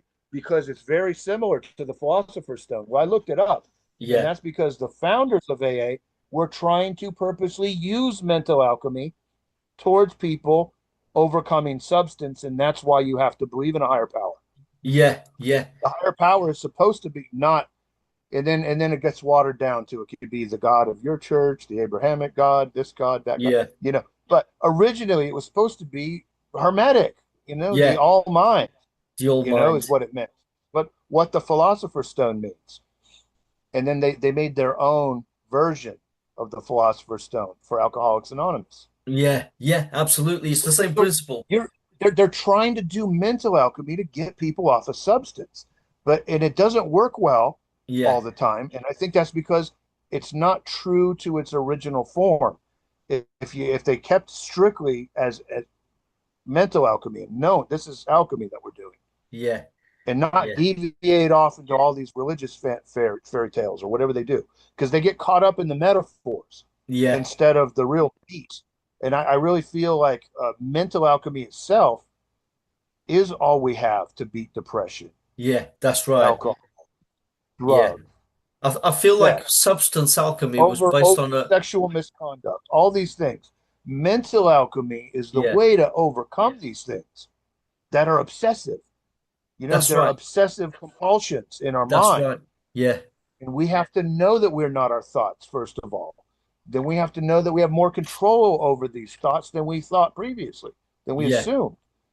And that they come from our own vibrations inside. And if we change our vibrations, this sounds super new age, but this is as well as we can know the truth about ourselves. I don't care that it sounds new age. I'm going to say the truth. I yeah, realize that there's new age charlatans. So what? yeah, Because a lot of these people will write me off for saying something like this because it sounds too new age. Yeah. All Well, is one.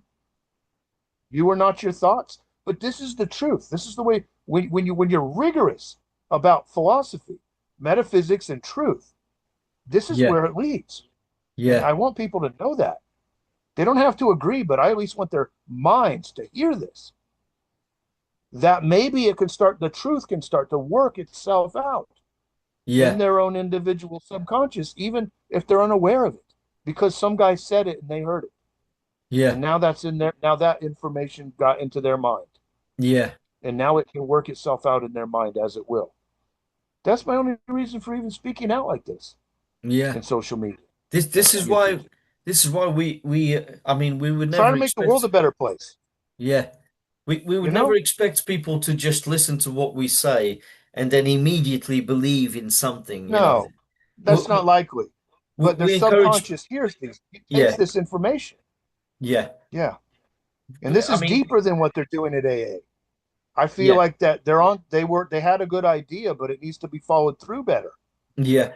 And there are ways to find out for yourself. I mean, we can point the way. We can point at what people can do to discover Hmm. these things for themselves, you know, like Like the if they vibrations, yeah, like the vibrations, if there are certain intuitions, identifying th vibrations. things that you come to know without the aid of the intellect, for example, you know, Hmm.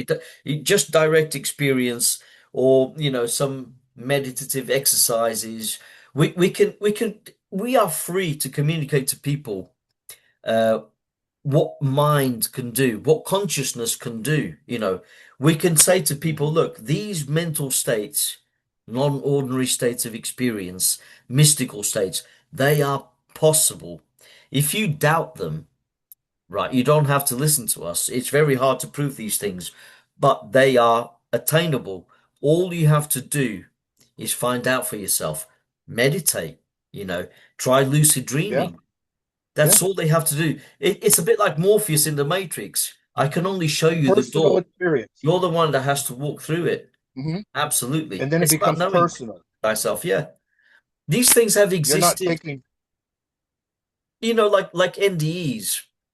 It's NDEs didn't come to existence when someone like Raymond Moody suddenly started talking about near-death yeah. experiences. It wasn't Raymond Moody. This shit precedes Raymond Moody by thousands Oh, of, yeah. as long as we're alive. There are things, even That's in the Book Plato's of the Republic Dead, has an even. NDE recorded at the Yeah. end of the book.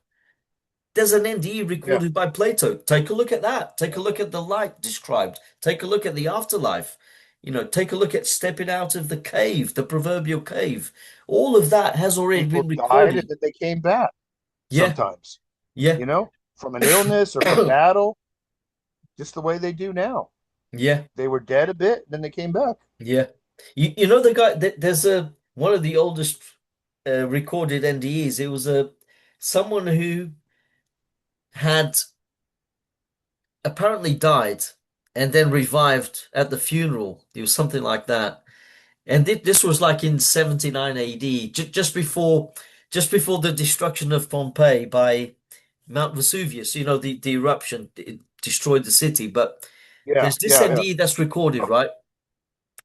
And this guy woke up at his funeral. Arrangements had already been made, and he said, "All of this is to go to my brother. He needs this. He needs this funeral more than me now. I'm back." Because apparently his brother had organized his this guy's funeral, right? But the guy wasn't Mhm. dead. He was only nearly dead. And in the afterlife, he This sounds went to like Princess Bride. he saw his brother in the afterlife. And he's like, "What are you doing here?" And the brother goes, "Oh, look, the arrangements I made for your funeral, they're gonna have to be for me now. I'm dead. And by the way, if you go to my house, if you look in my back garden, dig and you will find a treasure, right? This is one of the oldest NDEs recorded. So when this guy woke up at his own funeral, he said, all of these arrangements that have been made, they're for my brother now because I know he's just passed away. Nobody. present at the Whoa. funeral, knew that the other guy had died. But this guy's saying, my brother's just died. All of this is going to be for my brother because um, he told me. He just told me, Wow. right? And moreover, we're going to dig in his back garden because my brother just said to me, there's a treasure there. And he said, where he's going, he doesn't need it. And when they checked the brother's Wow. house and they dug, they found gold. This is one of the oldest NDEs recorded. And it also includes, what's that term, a Pekingarian instance. You know, like when someone wakes up from an NDE and they know that Yeah. somebody else miles away has died, Hmm. and they term it a Pekingarian experience. That's one of the oldest NDEs and one of the oldest Pekingarian experiences recorded in history, and I'm sure I should many have known others that. have happened before that. I don't think I heard that one. I haven't taken the research all the way back to what's considered the first NDE. That's interesting. Yeah, I love yeah, the story. yeah. This precedes all Well, religion. it's explained by idealism, though. Yeah, All mind, information system, communications. Yeah, it's all yeah, there. We have a coherent way of making sense of this. If we understand the physical world as information in the form of physical objects, which it is, yeah, and then even deeper yet, information is conscious information. Well, there you have it. Now we've got what Michael Levin has stumbled into in biology, cellular biology, and everything else. We got yeah. answers for everything as far Beautiful as that work. goes. Yeah, As yeah, far as the landscape of intellectual modeling and intellectual concepts goes, idealism takes the cake because we can. None of this stuff is out. We don't hit a point where like, well, I can't explain that. yeah, yeah. It fits in with the Physicalists reject this because they can't explain it. yeah. Well, and when we explain physical, even physical Bingo, things, bingo. these keys to my Yeah, what is it? What's it's a unitary field where the excitation where lesser excitations within a universal field have the appearance of these keys. that's right. And the atmosphere has the appearance of transparency against these keys. Yeah, Therefore, the appearance of distance between objects exists within holistic mind. yeah. And you The can space experience is that never very real. same key. What's real is holistic. It's Yeah, non-local. So then, we get Nobel Prize goes out for non-locality. yeah. And That that pretty much key, sums it up. that's You right. know, it's Yeah, like it's a whole non-local reality where locally looking objects in space-time are not fundamentally as they appear. yeah. I mean, Just we just now like in science dreams. knows this now. Yeah, you can hold that And in the key. dreams, it's the same thing. It's holistic. There's no real space in that dream. There's just holistic consciousness in that That's dream. right. That's right.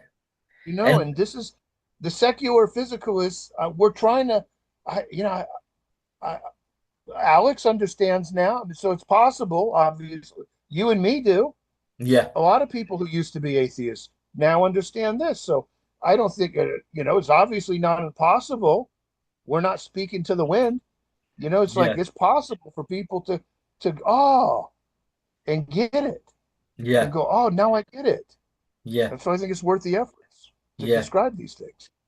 yeah. Which is why I Holistic really, for real. That's what's real. yeah. This isn't actually as it appears. That doesn't. I mean, it does. It's we could say it's fake, but it's not. I mean, it's a real experience, and it's for a real meaning, and it's for a real purpose and stuff. It's just not as it appears. That's all. No, exactly. You That's know, true. Yeah. it's not a big deal. That's the only sense in which Kant has a point. How we perceive the world isn't exactly how it appears. It's not all there Or is. is. It's going to be Yeah. distorted through a lens. And I would say that, you know, people often say, "Oh, how can reality be a dream?" And they start to make comparisons between the world we share, the collective world, with our personal dreams, because Yeah. objects in dreams don't last. You can Hmm. look at a bunch of keys Yes. or a glass. turn around and then look back, as in lucid dreams, and the object might not be there, it's disappeared. But that doesn't happen in reality, you know. But the thing is, that does happen in reality because nothing lasts in reality. Objects might No, have it all goes away. longer spans, right? Longer Hmm. lifespans. You know, this glass might, I don't know if you can see it, yeah, I might, see it there. Yeah. yeah, might last longer, right? In waking But it's life. impermanent. Yeah, but It's impermanent. Yeah. it's impermanent. Just like a dream, it's impermanent. And the thing is, this is a collective dream and nothing lasts. All these appearances come and go. Hmm. All appearances, all phenomenology is finite in this world. It Hmm. comes and goes, just like a dream. But the thing is, in our We call that personal entropy. dreams, things have shorter lifespans. You know, it's very fluid, very loose, because our creative principle is within an anthropic boundary. So we're imitating what nature is doing. Nature is also creating. So we kind of, you know, as above, so below. Isn't that one of the Hermetic principles? We're kind of imitating because we're of nature, so we have that creative principle. So we imagine and dream things, but they don't last. Objects, dream objects don't last. And at the same time, when we wake up, these objects which appear to be so permanent, come on, they're not permanent. And I've had Yeah. to point this out to so many people online, and they don't seem to get it. It's like Hmm. you can't expect a collective dream, the dream of life, on a larger scale to behave exactly like your own personal ephemeral dream. It's levels again. Well, It's we can levels. still the level solves this because that dream level is a level, astral is a level. There we could go on and on. We could imagine infinite levels, really. I mean, what's Yeah. to stop us? Some traditions put numbers on these things, like in Hermetic tradition, I know that we can pull citation and come up with seven physical planes and an equal seven non-physical planes, and we can match that to Egypt. We can match that to the Dogon tribe in Mali. Yeah. That the way they describe reality is in 14 domains. And this in Egypt is there's two eyes and seven stars under each eye, and one is the masculine eye and the feminine eye of the universe.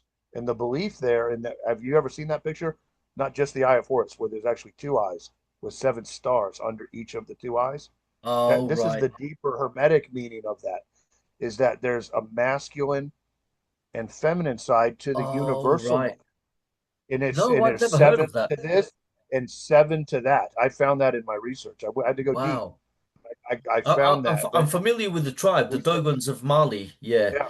But And so they have a different depiction. Their yeah. depiction has got some circles, and when you draw and with a line drawn down the center, dividing the circles, and it divides seven circles on one side and seven circles on the other. It's the same Right. teaching. It's the same that there's seven, and the seven masculine principle. Um, I'll tell you, this is I believe this was input into the Kabbalion, the Hermetic Kabbalion, this Right. knowledge, Yeah. because they discuss the seven Hermetic principles twice. They go through the seven principles up front, and then they double down and go through the seven principles again. If you pay closer to, there's going to be seven masculine and seven feminine, and that's to have the whole universe is a torus, is a toroidal field basically, Oh, and toroidal and that field. being Yeah. the case, the consciousness of universal consciousness is separated into that hemispheric torus, where like we were talking about the universe as a field. Well, imagine that it's a toroidal field now, Yeah. Yeah. and it has a masculine principle like a north pole, an active plus sign principle, and a negative both. So when you get into this precession of the equinox and you get into the yugas in the Greek metallic ages, the idea is that there's the feminine principle is control, the universal feminine mind in the Yeah. higher ages, or at least in the transition between. Maybe we could imagine it kind of neutralized at the very top, and then it becomes feminine as you get lower, and then it's masculine during the Kali Yuga. the lower Right. Dwapara Kali, The Kali Yuga. that's the time of materialism. And it's materialism because it's the time that the seven masculine domains are the ruling party in the world at that time. And that's when physicalism becomes a thing. That's when the Right. patriarchal tradition started. If we go trace back when patriarchal society started there, it was at lower at the bottom of the yugas. Yeah. And then Yeah. it gave way eventually to materialism. And Right. now we're on the ascending side, coming out of the darker lower ages. So we would be coming out of a dominant solar or masculine universal mind, mediated through the world as physicalism, dualism, all of this Yeah. incremented thinking. During the lower ages, incremented thinking rules the majority. And then a transitional period, which we think we're going into now, is going into the Aquarian age, Hmm. which will be a sharp change towards the feminine principle of the universe, the seven lunar of the lunar eye, Yeah. and then perhaps something of a neutral, a combining of the two as the higher ages, as the highest ages, when we're at the most self-aware. Yeah. And at that point, they envision that society at large is informed by this combined masculine neutral energy in good unison, in good balance. Yeah. And then you lose that, you start to go down into the goddess. Because when we go back in time, what do we find? It was all Yeah. goddess, and then Yeah. later became patriarchal. That matches this vision, which is Hermetic and Vedic and certain things. I don't know exactly where this teaching itself is found in the Vedic, but I almost promise that it's there. If it's in the Dogon and the Egyptian, it's also going to be in Vedic, the Yeah. Taoist thought. I would No, bet I money. wasn't I just familiar don't. with all of that because when I And it heard may, about if the it's not, it's not. But I would think they seem to all be informed from the same ancestor philosophy, informed all of those traditions. Like right. they all have a common ancestor that's lost to us now, that we would call lost civilization, Yeah. mediated out as the tradition of Taoism, Vedism in all of its forms, and Hermetics Yeah. somehow. Yeah. You know, there's a common understanding from the higher ages that then got dispersed. But now, arguably, is coming back together again. Yeah. You know, these diverse traditions and right now to us, we're seeing what's common between idealism, Hermetics, Vedism, Taoism, all of the mystical traditions. We're seeing that there's this common understanding that we all seem to have from different paths Right. today. That's Yeah. sort of the realization of now, today. And that's why I set up the advanced non-duality East-West integration group for that reason. Yeah. I'm The saying age of the fish is over, to isn't it? age with our we're not no fighting between the Western mystics and the Eastern. Ridiculous. There's been fight, you know, we've had this fight between individualistic Western mystics and Yeah. Eastern collectivists. Yeah. Well, we're going to have to be a collective of individuals then, right? What Yeah. else? Yeah. We have to converge on We're not going to something. be Absolutely. fragmented and fighting. We're going to be we're not going to lose Western individuality to collectivism. Yeah. Yeah. Likewise, we're not going to lose Eastern well informed collectivism to Western individuality. That's the way I see this. If Yeah. it's not balanced, if it's not together, then we don't have it correct. That's the way Yeah. I see it. Yeah. And correct is this. That's what those interlocked triangles mean. Yeah. Yeah. People, Yes. Yeah. that spirit in the middle. That you can imagine that Inside spirit, the Ouroboros. that spirit, the the arrow through the S. Yeah. Aim for source. Aim for spirit. All paths lead to the same source. I see. This is what I've been calling alpha mind. Yeah. Alpha mind is a unified mind, that a mind that can conceive of plus, minus, and neutral. Yeah. And we can Yeah. call this alpha mind. Yeah. I This see. is what the ancients wanted us to know. Yeah. You see, when I was a It's a deep materialist, message. yeah, when I was a materialist or Simple. physicalist, only a few years ago, right? I did come across stories about that tribe, the Dogons of The Mali. Dogon, they had content, they had advanced information about the Sirius star system. Yeah, that's what I'm talking They about. knew Yeah. about Sirius A and Sirius B ahead Yeah. of modern technology. And apparently their gods were amphibious beings from that star system, Yes. which makes me think Yeah. Yeah. extraterrestrials. And they Yeah. imparted That's the some way it knowledge about sounds. mathematics and, you know, Hmm. basically There's they more, but yeah. and there's more, yeah. Do go on. Our sun, Yeah, they've got hieroglyphic drawings of their own, and in those drawings, there's three stars, right, and there's a trinary system, right? And right, then it shows one of the three stars being expelled out into deeper space. right, The message is that that thing that got expelled is our sun, soul, right, right. and that we, as we, our two systems have been going wide around one Oh, another. right, yeah. Sirius A and Sirius B. Well, that's the brightest star in the night sky, Yeah, Sirius A. yeah. It's about 8 light years away, or 8.5 light Well, years away, isn't it? so Yeah. then that means it's closest, right? So I mean, Yeah, this it starts to make sense that perhaps we got hurled out, and they this is the knowledge that their teachers told them. yeah, yeah, Like so, it's like a knowledge about what where there's some sort of a companionship between these yeah, two star systems that that became distant. I mean, this is when you deep dive the Dogon, that's the kind of stuff yeah. that comes out. And they knew about this I've the star seen the system. images. They knew it was several stars, didn't they? So there's the main one and Yeah, A and B, and yeah. they knew that way before the And then astronomers there's a discovered. mysterious sea. Yeah, There's and there's a supposed to be a mysterious sea. Sirius Yeah, sea, yeah, but I think we're it. I yeah, think we are the Sirius sea, yeah. according to Oh, those right, okay, yeah, those yeah, drawings that we separated from A and B, and we are C, and they somehow contacted with humans, and then yeah. gave all this knowledge to the Dogon priests, It's fascinating, man, because who were more ancient than the yeah, Egyptians. they actually had astronomical knowledge without telescopes ahead of our Western astronomers. They Yeah. knew they had that knowledge way before astronomers knew it was actually a trinary system, not just one And star.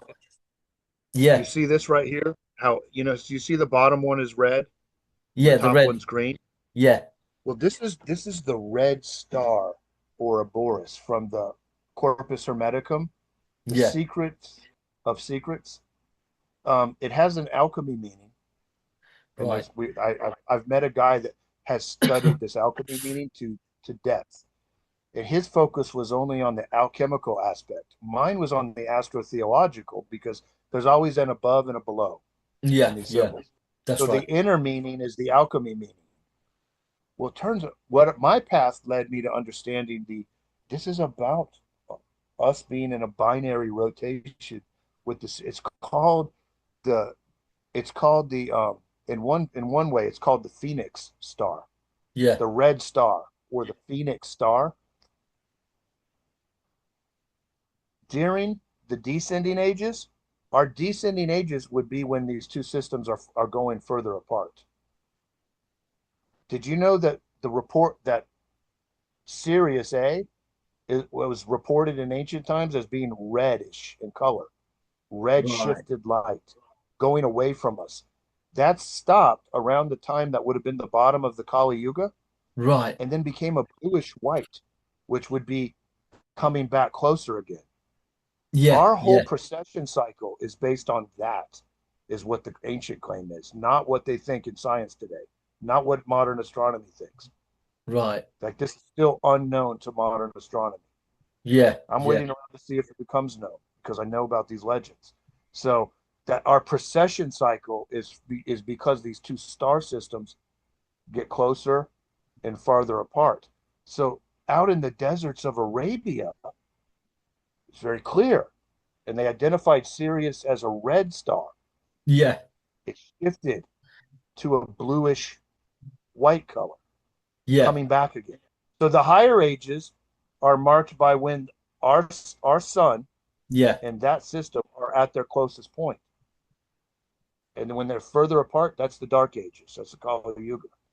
That's a Right. deeper way of understanding perception I'm privy to. Yeah. I don't know if it's a big secret because I learned it on my own. It's not like some master gave it to me and then told me I'm Yeah. not to tell anybody. I had to Yeah. figure this out on my own. So, and I'm determining that I found it through public knowledge, so it's public knowledge and it's okay Yeah. to talk about it. I don't think I'm offending any secret societies, as far as I know. But I didn't get it from them. If they have it too, I got it independent from that. Yeah. So I got my eye on that, and I look at Sirius A all the time with the naked eye. It's just Yeah. bright and white. It's far from red, and Yeah. and we're on the ascending part of the precession cycle. It's supposed to be the color that it is now. Yeah. It's supposed to be a bluish white, It's definitely the and brightest it's star in the bright. sky. And Yeah. so according to like this idea that a lot of civilized ancient civilizations kept track of stuff like this, Yeah. they would have kept track of it theoretically getting brighter and brighter. Sirius should get brighter and brighter and brighter for Yeah. thousands of years to Yeah. come until we hit the Satya Yuga, where it would be the very brightest. But that's the enlightened time. It's Yeah. like somehow these two systems being closer together is when humanity is the most enlightened. Yeah. And then when they start to separate again, it goes downhill. And so that, people are like, well, yeah, they've used that to predict future conditions. Like why are people waiting for the age of Aquarius? Because they already knew that Yeah. and they prepared for it the way down so that that information would be there in symbolic form, like Yeah. this red star was. So you've got a red star on the bottom becoming like a bluish green on the top dragon on my tattoo. That's an alchemy Yeah. tract. So as above, so So below. below. So like either one. The red part is on the bottom. You notice how it's below? It Yeah. matches where Kali Yuga is. Yeah. Well, during Kali Yuga, Sirius A is red. Yeah. Yeah. Yeah. During during during ascending Dwapara and Treta and Satya Yuga, a bluish kind of color. Right. Right. This is deep symbolism intertwined with I think they're right. I astronomy. trust Yeah. them more than I trust modern astronomy, to be Yeah. honest, Yeah. because I know that these physicalists don't have half of it figured out. Yeah. Yeah, there's Yeah. so much to figure out. I don't think they have a clue. So, I mean, yeah, that's speculation. I can't argue that as firmly as I can argue the primacy of consciousness. But Yeah. personally, I pay attention to legends like that. Yeah. Yeah. I take them Well, seriously. personally, No pun intended. yeah. Yeah. No. I mean, you have to be open to these things. You have to investigate. You can't be dismissive from the get-go because Yeah, otherwise you might miss out. It's a bit like I don't know if you saw uh, Matt um, wrote something about astrology and he posted it, and Matt Gray. oh, he actually made a video as well on astrology. Matt Gray, yeah, Matt Gray. And he's very skeptical, as you would. But I did say to him like I wouldn't rule it out because I think there's a lot more to astrology than say someone like Mystic Meg um, portrays. Like there's so many Yeah, charlatans out there, and and yeah. and they can convince you that if you're born at a I mean, certain I get date it. you'll have this type of personality and the planets have to be aligned a certain way, but they don't really know what they're talking about. They're just misrepresenting and they oftentimes they're trying to take advantage of you. But Yeah, when it comes to astrology on its own and its origins, I think something to it. they reflect it's a narrative throughout the ages which reflects something real, something that's been observations have been made about human behavior, human psychology, Yeah, and the position of and the planets, and we now at know that time. we Yeah, now know at that that time. That's right. So the sun, the moon, and other planets, we know they affect the geomagnetic field of the Earth. And in turn, as the geomagnetic field changes, it affects brains and people's personalities. So there is a foundation there for astrology or some kind of astrology to thrive. So I would be Okay, very cautious in prematurely dismissing astrology. I think that there is sure. definitely something there. And the thing is, you can also get some striking um, not coincidence, synchronicities to do with astrology as well. You can find Yeah. meaning in virtually everything, everything that you encounter in your life. If you're into astrology and even horoscopes, sometimes they're uncannily accurate. And the Hmm. thing is, sometimes they match things that happen on a day-to-day basis if you really pay attention to it. So I think if you're going to be an idealist, you have to be open to that possibility Oh, that sure. Yeah. that reality is This, connected in ways that you um, couldn't envisage before as a physicalist, you know. the thing is, it's all holistic. Yeah, I mean, when we're into non-locality and holism, I mean, we've got to look at it from that way. Yeah, Um, there is what the question, it's a good question, but it's coming from physicalism. What does it matter about some planet thousands of miles, thousands of light years away, let's say, yeah, millions of light years away, billions of light years away, however big we make it? What's the correlation between something physical thing way over there and the physical Earth here and yeah. physical you? Well, non-locality is the answer. That's why we can't close the door on this, That's because if right. every physical objects in space are non-local, they're not really distant. There is no real space. Everything's entangled. It's one big information system, and suddenly you get swamped with a bunch of reasons not That's to right. doubt it, Yeah, right? yeah. That's the way I look at it. So, I mean, I understand it's a good question and it's a That's one common of the things I question, pointed out but on there's an answer. There is yeah, an answer to it. yeah. In the commentary section of that video, actually. So I think Stephen G, who's a subscriber, he was pointing Yeah, out I've seen something him about comment on there. quantum mechanics. Yeah. So and I commented and I said, well, when you take a look at what quantum physics shows us, and you take a look at quantum entanglement and how things behave as though there is no space or time Hmm. between them, Yeah. you know, and you see that type So of correlation, and suddenly, it's and even Einstein said it's spooky action. It would be spooky action, even though he didn't believe it, but he was proved wrong eventually. It's spooky action at a distance. When yeah, you take a look at that, how strange nature can be, it's not so far-fetched to think yeah, that it could be interconnected. It doesn't yeah. necessarily speak to causality, but reality could Hmm. be interconnected in ways that we can't even fathom as human beings. And that could allow for astrology to be a Yeah, reality. yeah, Yeah. yeah. And I have to think like that too because I'm promoting Hermetic idealism, and so I'm toting along Hermetic tradition. And Hermes thrice great means great at astrology, alchemy, Yeah. and magic. Yeah. So the way we look at mental alchemy as mental alchemy, there is chemical alchemy too, but it's even that's mental when all is mind. Yeah. So if I'm looking at alchemy as mental, then I'm also looking at as mental astrology Yeah. in the same way. It's mind stuff Yeah. and mental magic.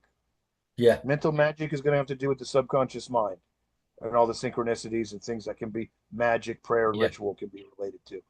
Astrology is going to wind up having to do with the interconnectedness of an all omnipresent information system that Yeah. presents itself as represented as Earth and the constellation of Orion, you know, Yeah. and the sun out there and the moon out there and the seven, the planets and everything, the visible planets, all of that stuff was just being, it's just the way that this interconnected, holistic Yeah. information system is represented within an interface reality. Yeah. Well, we have a lot less reason to doubt it now, right? Yeah. I mean, the time you Absolutely. take that perspective, that's the perspective I have. And it's partially because of taking on Hermetic tradition. I had to think about it that way. Yeah. You I had to know, categorize it that way. years ago as a physicalist, I'd never be caught saying that astrology could be real or there could be something I used to or be the even same. but now as an idealist, I find myself saying, well, if astrology is true, and there's a very good chance that it actually is, it's far richer than astronomy because Yeah, it speaks to meaning and human yeah, relationships and psychology. It goes further than astronomy. It's not just about positions of the planets yeah. and chemistry Out and how there, it far affects away, space-time. Yeah, unconnected. it's You yeah, know, it doesn't make sense if it's far away and unconnected, but we know it's not. It's neither far away nor unconnected, isn't exactly, it? You exactly. know, like you said, Especially when causation is tough. yeah, What causes it? In idealism, because I'm representing Hermetic idealism, both, so from idealism, when we ask the question, what are those objects that look like they're out there? You know, it comes back from the model of analytic idealism that they're just particular excitations within a holistic yeah, mind at large field, right? exactly. There's no real distance there again. No, So the idealist way, there's no distance. yeah, It's consistent with non-locality yeah, science. Mind at large would be non-locality, and then dissociated alters would be the appearance of local objects in yeah, local. So they're not disconnected. It's all interconnected all the time. It's always holistic. There's an yeah, omnipresent field, and then there's subsequent fields within the exactly. omnipresent unified quantum field. Yeah, So if we look at astrology that way, again, it's also, it's not disconnected. It can't be, you know, all these yeah, things are connected somehow.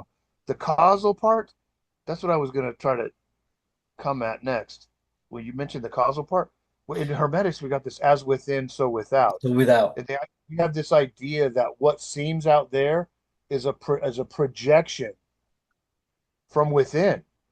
yeah, So then we can do what we just did with vibrations. And we yeah, could say, okay, so when when we're coming into the age of Aquarius, that's when the sun at the vernal equinox, the sun will be rising into the constellation Aquarius.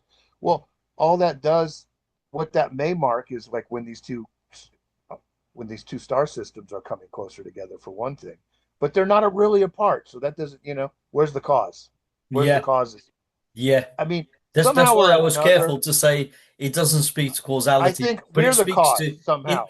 Like interconnectivity. Yeah, yeah, yeah, like the cause out that seems out there is going to wind up being inward, I would say, right? I mean, where yeah, else are we going to find any causes but inward? yeah, And they yeah, just seem outward because that's the lesson in idealism.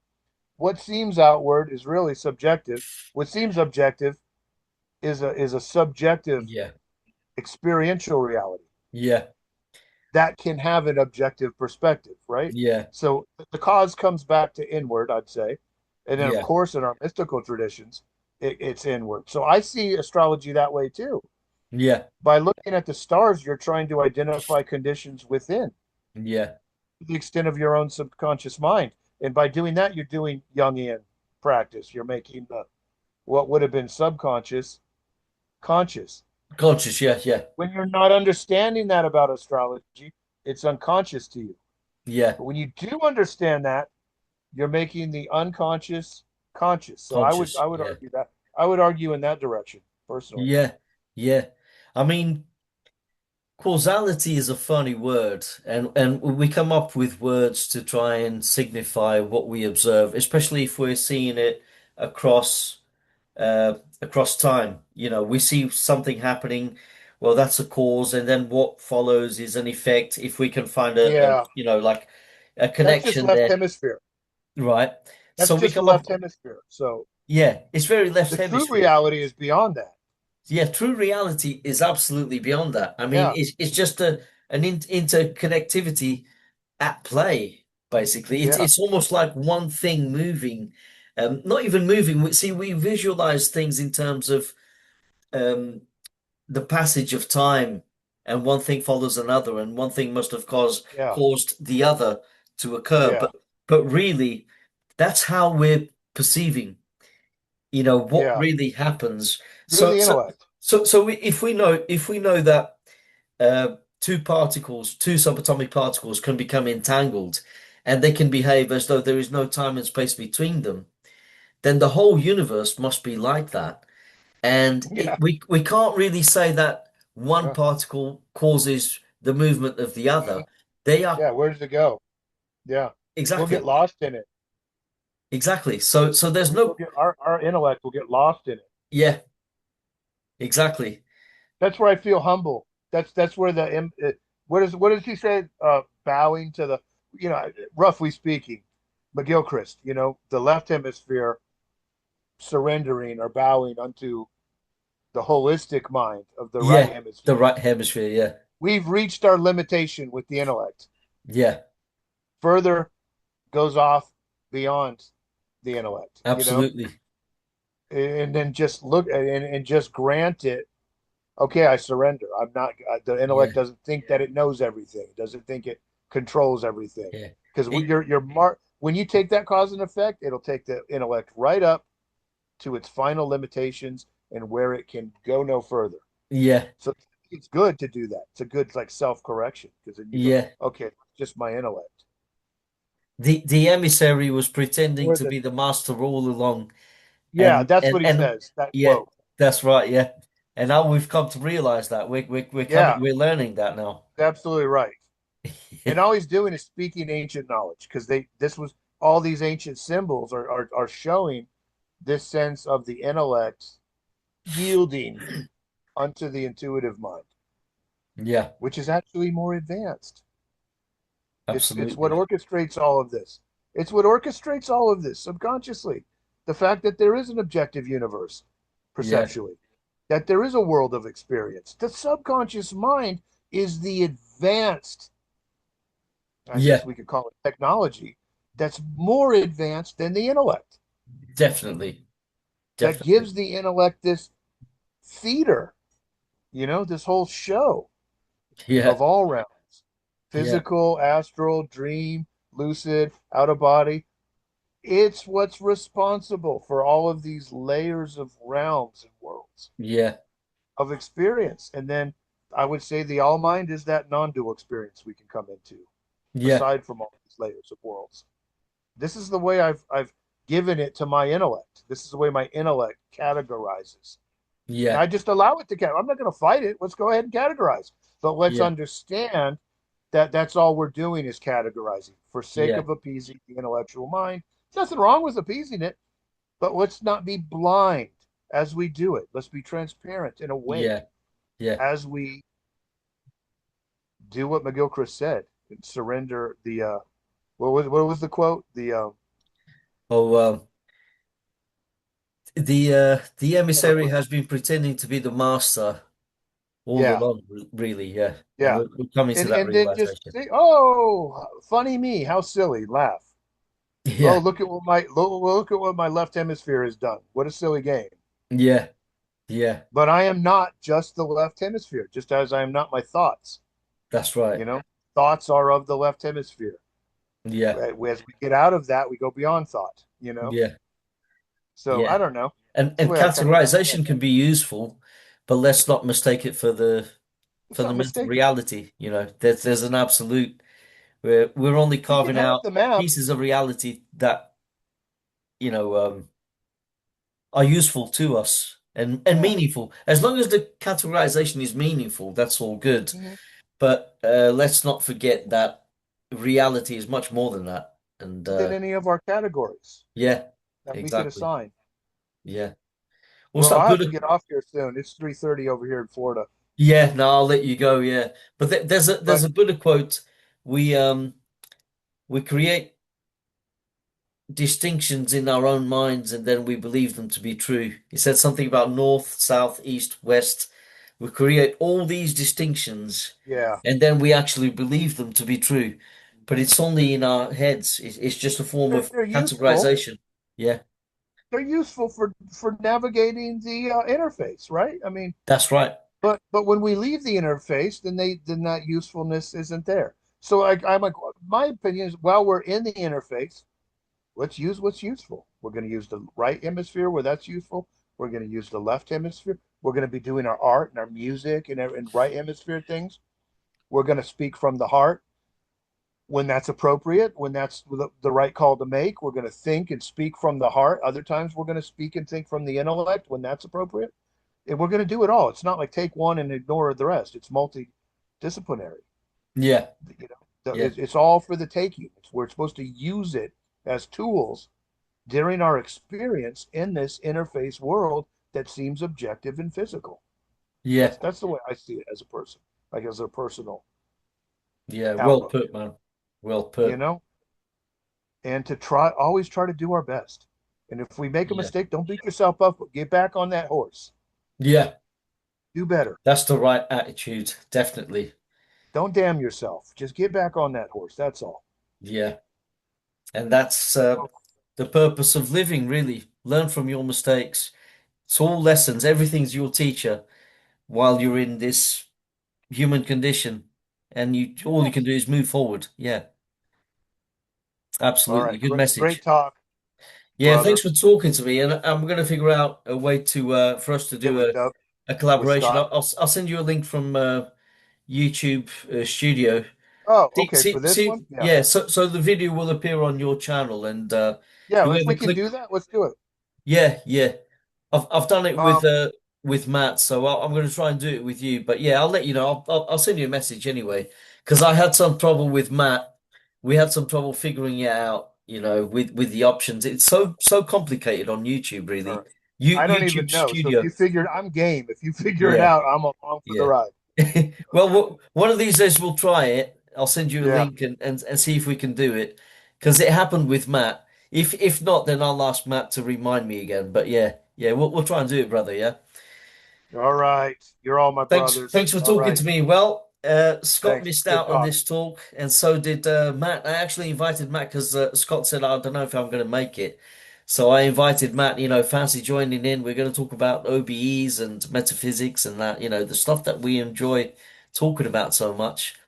But I don't think Matt's seen my message, and I think Scott We'll had to catch him. work. Let's So just catch him again. Let's do it again. yeah, we can do it again. Yeah, We'll do definitely. another one and catch Matt, Scott, or all four of us if it's possible. Maybe I don't know. Yeah, why not? Why not?